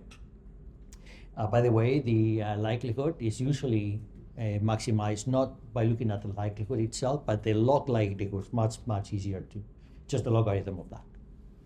Okay, so anyway, these are things that you know. But let me now talk about how we go from heaven to the earth on the simplest probability distribution we can think of, which is the uniform distribution. It has a density which is equal to x. Actually, the density is constant. There's a mistake. It's the cumulative distribution function. The density is constant, is 1. All right. How do you do that? So let me tell you that in doing that, the process of doing that is, it amounts to how do you generate random numbers between 0 and 1, right? And how you do that? Well, you say, oh, I have a package in Python that does it for me. You're right. How does that package work? And here I need to tell you the difference between random and pseudo-random. Random, again, is a celestial object, not very useful. Pseudo-random is an earthly object. Not only is useful, it's actually, as you are going to see, better than random itself. And one way to do that is doing this. You take a certain seed number, doesn't matter what it is, and then you take an irrational number and multiply by integer multiples of it. And the result, you take the fractional part of that. You may know that in doing this, I end up with a series that has some of the same characteristics as the random numbers. It's not random. In fact, it's a very important consideration. I'll be telling you about that. And the irrational numbers that you take are rational numbers, for example, like these. These are two very popular irrational numbers which are used in commercial packages to generate these random numbers. And why? Because both of these irrational numbers have very interesting characteristics, which are that they are badly approximated by rational numbers. The worse you can approximate them with rational numbers, the better they are for the purpose of scenario generation. These two numbers are very particularly important. Square root of 2, I already talked to you. In fact, we listened to it, remember? We listened to that. So the other one is the golden ratio. I'm not gonna, I don't know how to listen to it, but you can actually watch it. You can actually watch it in, for example, in Renaissance paintings. It was very popular. And those of you who've studied art you probably know that the impact of the golden ratio in art is very important. I'm not so interested in that today, sadly, because it's a beautiful theory.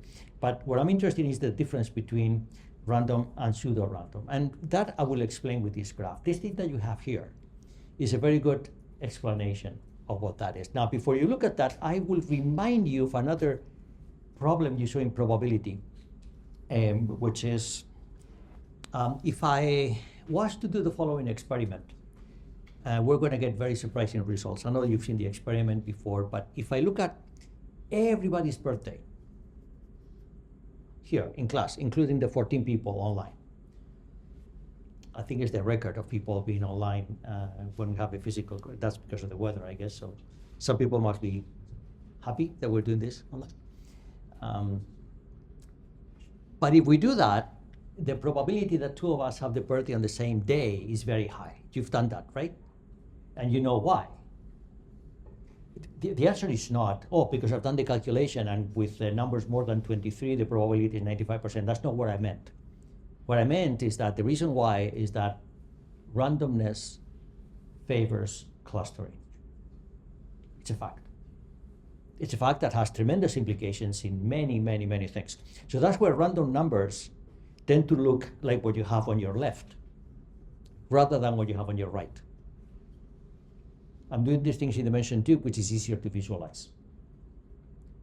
But it so happens that for many of the applications we're going to do here, the picture on the right is going to be better than the picture on the left. So although randomness is great and it lives in heaven, and it is given to us by these Brownian motions and all the things that we saw earlier today, turns out that for practical purposes, the graph on the right is better. And the algorithm I just showed you with the rational numbers gives us the graph on the right, not the graph on the left. In fact, the graph on the left is very difficult to do because no one really knows what randomness is. So that's not true. Some people know, very few people know. Okay? But for us, we don't need to know. We're very happy with the earthly version of randomness. So everything is going to be on Earth today for us. And so from that point of view, I want to ask you the fundamental question of Montecarlo, which is, if you have a certain probability density given to you by heavens, the oracle, you know Delphi, the oracle, yes? You know Greek mythology? We talked about that in the past a little bit, okay. So if the oracle gives you the probability density, how do you turn that into an actual series of observations which is consistent with that? How do you go from heaven to Earth? Do you know? This is not for a generic, I'm not talking about the constant density, no, a generic density. How do we do that? Very simple. I take the cumulative distribution function associated with that density, which is the antiderivative of the density. I take the inverse of it, the functional inverse of it, and I apply it to my random numbers in the interval 0, 1. That's it. You can do the calculation. I'm not interested in the calculation. I'm much more interested in the intuition. Done enough formal things today. I'm going to do something more intuitive. See, if you look at where things live, if I give you the density function, the cumulative distribution function, and where things live, it's very clear that what I'm telling you has to be the truth. There's no other choice. Because my samples, my scenarios, my observations are on the x-axis. And my cumulative probabilities are on the y-axis. And it goes between 0 and 1. Turns out that if I look at the cumulative distribution function f applied to my sample, the result is a uniform distribution. Integration by parts, very simple.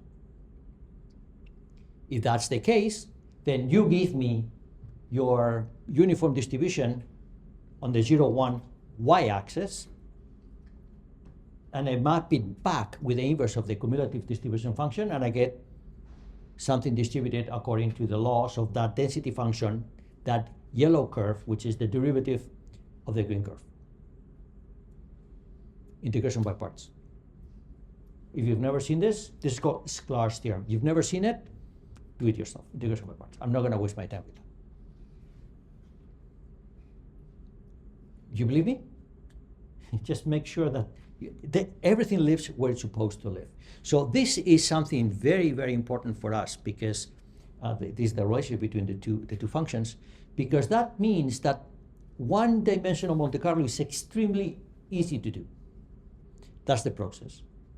You generate your random numbers even better. Generate your pseudo-random numbers in the interval 0, 1.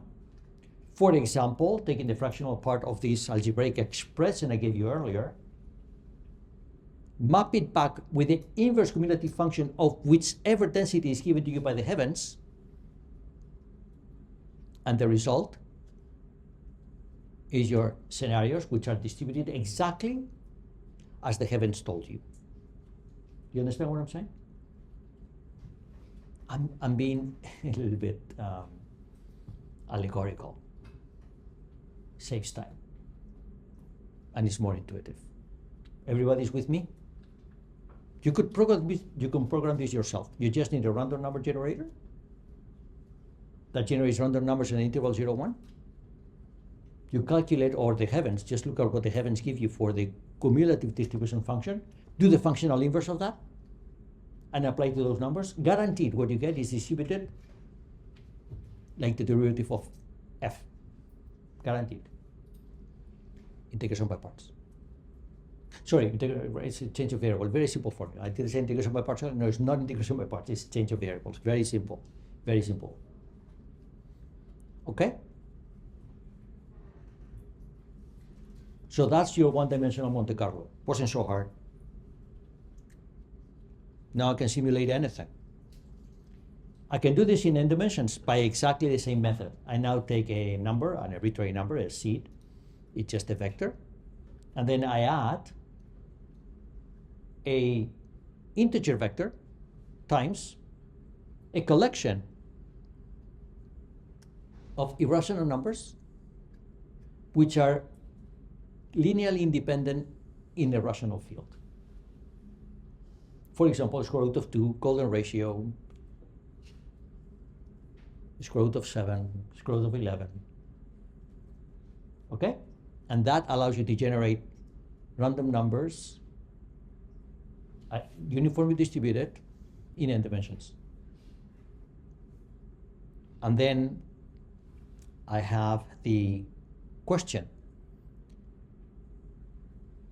How do I generate numbers according to a given distribution in high dimensions? So I start with this. This gives me a sequence of uniform numbers in the unit cube in n dimensions. And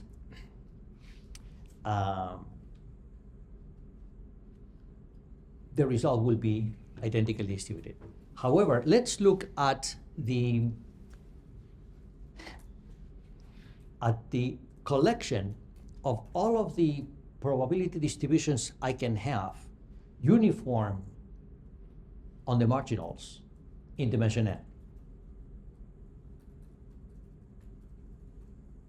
If I have a, let me just give you this. This is what a cumulative distribution function looks in 2 dimensions. And it's defined as you see there. It's the generalization of the cumulative distribution function that we have seen for dimension 1. Okay? So it is built with exactly the same principle. I look at the probability that my observations are no bigger than a certain number in each of the components, and the result is a function like that.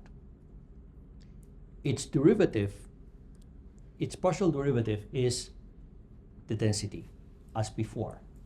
So that's how you go from 1 dimension to n dimensions. So now I could be asking the same question: how can I generate random numbers in n dimensions? I need to pause now, because in asking that question, I run into a very important consideration that was already mentioned earlier today, but now it's front and center in what we're doing. And it is that the dependent structure that I have between my different marginals makes a big difference. Let me start with a Gaussian dependent structure. Sorry, I was going to say it's the easiest. No, the easiest is if they're independent. That's the easiest, because then everything breaks down into a product of what the probability density is in each of the marginals, but that's too easy, because then it's all one-dimensional Monte-Carlo again. So I'm going to start with the simplest dependent structure I can have, and that is with a Gaussian distribution. Let's start with a bivariate Gaussian. When I have a bivariate Gaussian, you know the Gaussian is then specified by 2 means, 2 variances, and 1 correlation. That's exactly as you have there. From which you can get the, this is the mean, that's the standard deviation, from which you can get the variance covariance matrix, okay, which is defined by that. And you can take this into higher dimensions by using matrix notation. So the the density, the Gaussian density in high dimensions is the exponential of your vector minus its mean times the inverse of the variance covariance matrix times the same vector transpose, divided by, normalized by the square root of the determinant of the matrix, times 2 pi to the power of the dimensions. Okay, you've seen that, all right.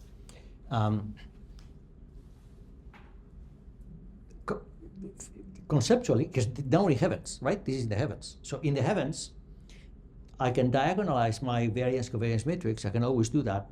And the result will be the eigenvalues neatly organized in the diagonal of the matrix, to which I can get through a very simple change of variables. Once I have that, if my Gaussian density has independent marginals or uncorrelated marginals, which is the same for Gaussian random variables, then the density breaks down into the product of the density for each of those directions.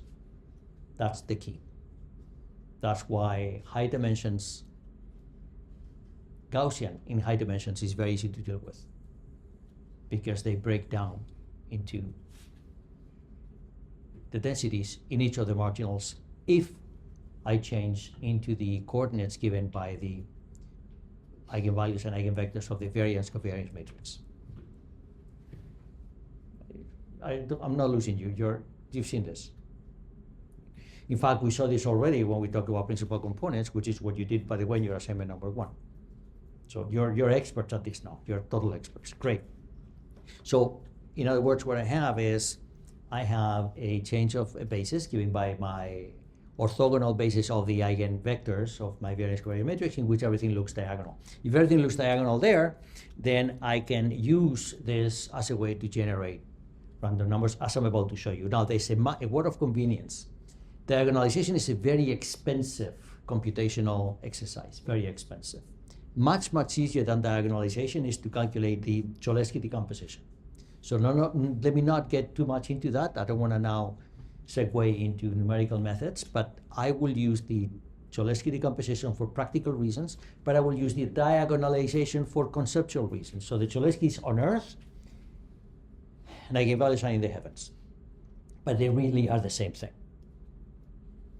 We can think of the Cholesky decomposition as the multiplication of the orthogonal matrix times the square root of the diagonal matrix. Think of it that way, okay? Heaven and earth, always there. Just know where you are. Cholesky is on Earth. Eigenvalues and eigenvectors are in the heavens. Computationally very expensive. We don't want to go there.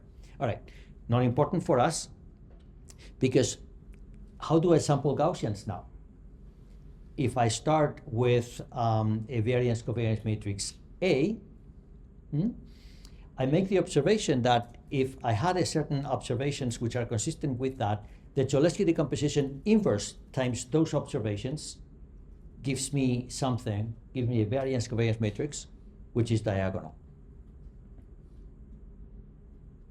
And if it's diagonal, I know how to sample. I just go dimension by dimension. I don't have any cross terms to deal with.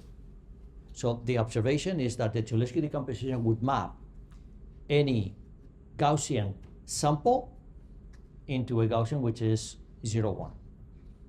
So what we're going to do in practice is give me a Gaussian which is 0, 1, very easy to do.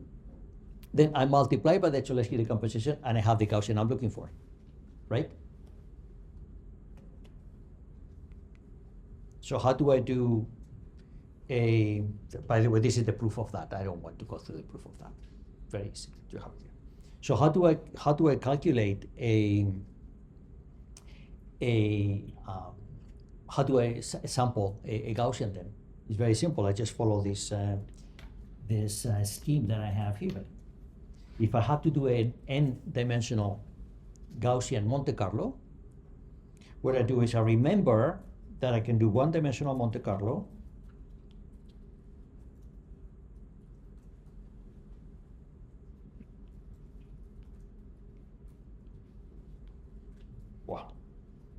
sorry, I can do, there you go. I can do one-dimensional Monte Carlo, as we saw earlier, right? I remember that. I can do one-dimensional Monte Carlo, easy. So what I do prior to that is I calculate my Cholesky decomposition. And then I just calculate one-dimensional Gaussians, knowing that they could be independent of each other. The diagonal was 1. I just calculate one after the other. So I have to do 1,000,000 samples in each dimension, and I have 5 dimensions. I do 1,000,000, 1,000,000, 1,000,000, 1,000,000, 5 times. I put them into a vector. For each margin, I'll do that. And the vector that results are multiplied by the Cholesky decomposition. The result is a Gaussian with exactly the definition given to me by the heavens. The Cholesky is the one that makes it happen. The Cholesky sends a Gaussian 0, 1 into the Gaussian 0, V with whichever V matrix you want, right? And again, V is the Cholesky decomposition times its transpose, H, H, T. That gives me my random Gaussian vectors, and it's very computationally efficient. Is that clear? Clear?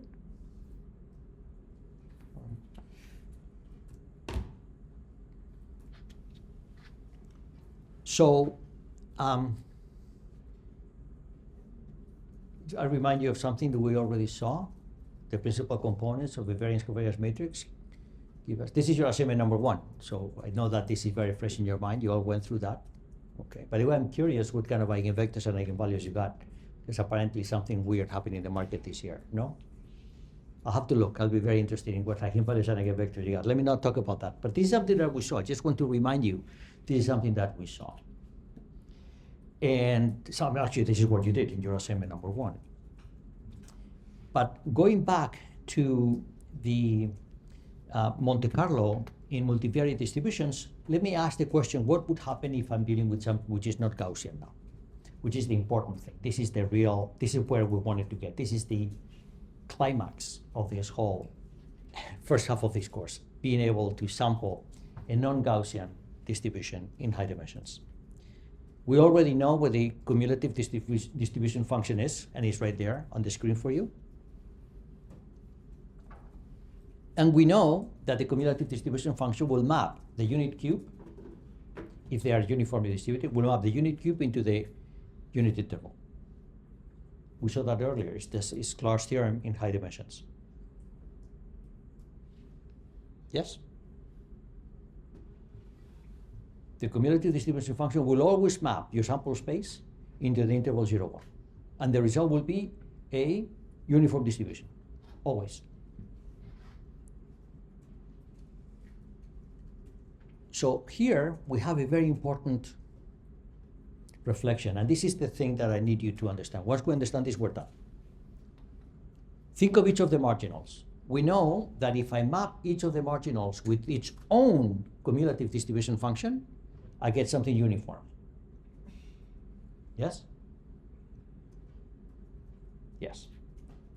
So if I have my samples, I'm dealing with uniform distributions. So if I have my samples in the unit cube, hypercube, and I map it with my cumulative distribution function, I have something which is distributed as 0, 1. Okay? We park that there. Now let me think of a general distribution given to me by the heavens. It's not uniform. I don't know what it is. I know I can always make the marginals uniform by composing the sample in each component with the marginal corresponding to that coordinate.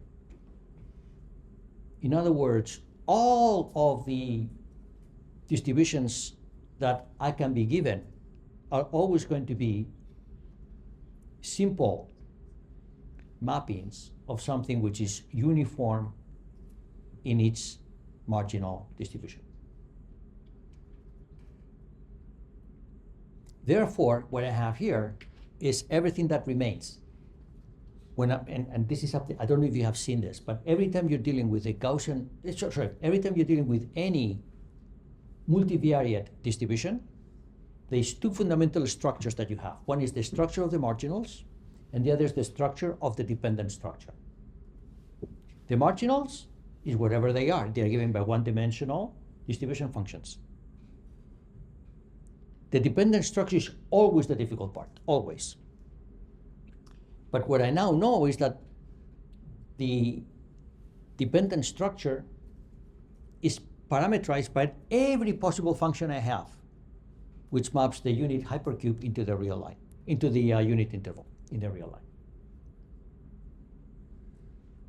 In other words, this is the generalization of the variance-covariance matrix that works for every distribution that we have. And it determines uniquely the distribution we're working with.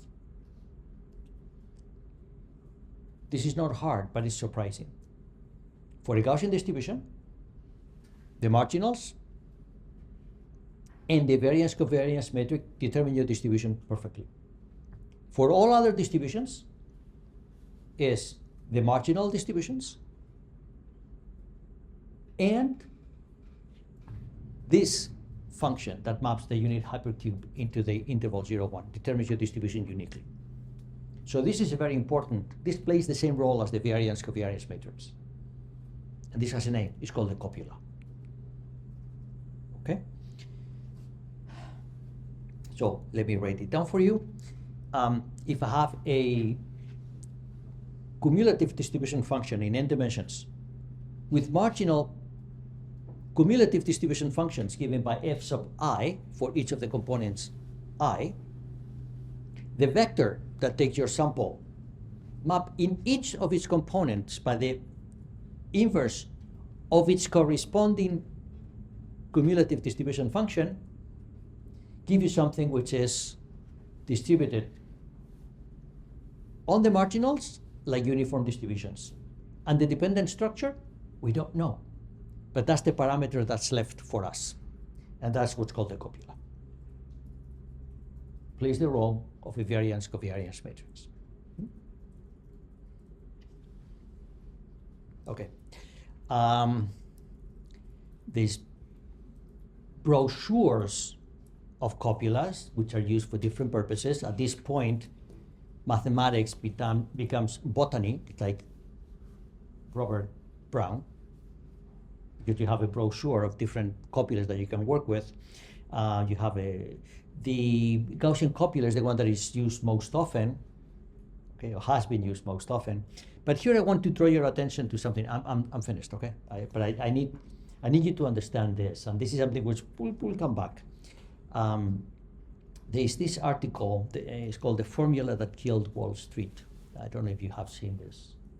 It is an article about the work of David Lee, a professor from Waterloo, who did the following thing. He wrote a very nice paper where he priced collateralized debt obligations, CDOs, using a Gaussian copula for the independent risk factor. So he took everything we have done here, take it to a very complicated, and then come up with a pricing methodology for that. It was great. David Lee has spent time in Wall Street, has worked at different banks. And what happened is this, and this is a very interesting lesson from history. What happened is this. Have you heard of the financial crisis of 2008? Yes, it was bad. It was very, very bad. And there was a crisis that was caused by a combination of many, many factors. One of them was that banks, especially American banks, had found a way to take books of mortgages and package them to sell to investors. We will see how this was done in a few weeks. Don't worry about that. For now, I only want you to know that this was something that was done. They were packaged and sold to investors. And there's a way that made sense for the investors. It made sense for everyone who was making money.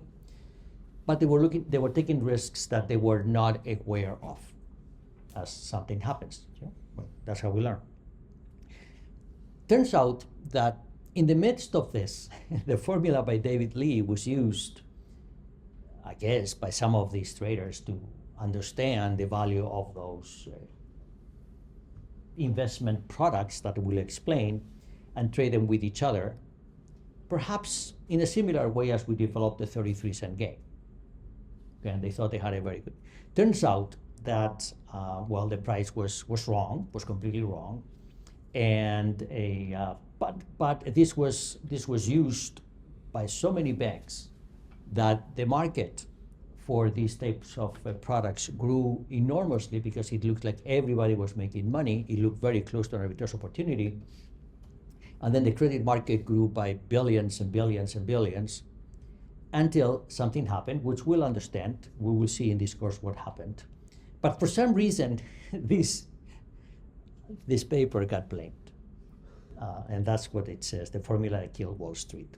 So you have this, you have this on, I have an updated, this is an updated version of what's on the website. You have it there. And then at some point I suggest that you read the article there. It's very entertaining, not entertaining, actually it's not entertaining at all. But it's a very good way to understand how the media, who doesn't understand what we're talking about, can misunderstand the developments and really think that the risk was not here, was there. So I took the liberty to go through this and highlight some of the mistakes that, in my opinion, the journalist in this case made, because doesn't understand what this is. So it just says some statements that it says that, one of my favorite is it says that this formula cracked wide open the problem of predicting CDOs with a simple and elegant mathematical formula. If you read the paper and you think it's simple and elegant, I guess the journalist didn't look at it. Certainly not simple. Elegant, yes. Certainly not simple. It's very complicated, but it's doable, that's the thing. He said, if you believe in the Gaussian copula, then I can solve this for you. And the answer is very complicated, which requires algorithms and this and that. Okay, but then there's more that actually he said something which is true. He says that in 5 years, this formula known as the Gaussian copula function looked like an unambiguously positive breakthrough, which is true. It was a big breakthrough, you know. A piece of financial technology that allowed hugely complex risks to be modeled with more ease and accuracy than ever before. This is true, because up until then people did not know what to do. So then you say, well, in this case, I have that. But no one did all the other cases. In fact, what killed the financial markets was the tail risk, was not the risk of little changes in the mortgages when mortgages change by a lot. And if you look at the catalog of copulas that I showed you earlier, you would see that the one to model the tail risk is the Campbell copula, is not the Gaussian copula. So this was known that this would not work in the case of tail risk. But I guess insiders knew, but the journalist did not know. And then it says, with his brilliant spark for mathematical ledger demand, Lee made it possible for traders to sell vast quantities of new securities, expanding financial markets to unimaginable levels. What happened is that, it was nothing related to this, what happened is that rating agencies used their published methodologies to rate these, and the ratings were very good. What was wrong was the methodology of the rating agencies, right? Which was, I mean, everybody knows that. So I have some more comments about this, but I want you to know that by climbing the hills we climb today, we have actually sat on top of an exploding volcano of 2008. And this will allow us to understand what happened to a very high degree of accuracy, understand what happened there. Okay, but we need all these things. All right, so with this, I've reached the end. I've tried to equip you with mathematical sophistication that will be not required, but it will make it easier, I think, to develop some of the theories we'll develop when we talk about risk management. Next week is reading week, so have fun. I don't know what you're doing. Do a lot of reading, I guess that's what you should do.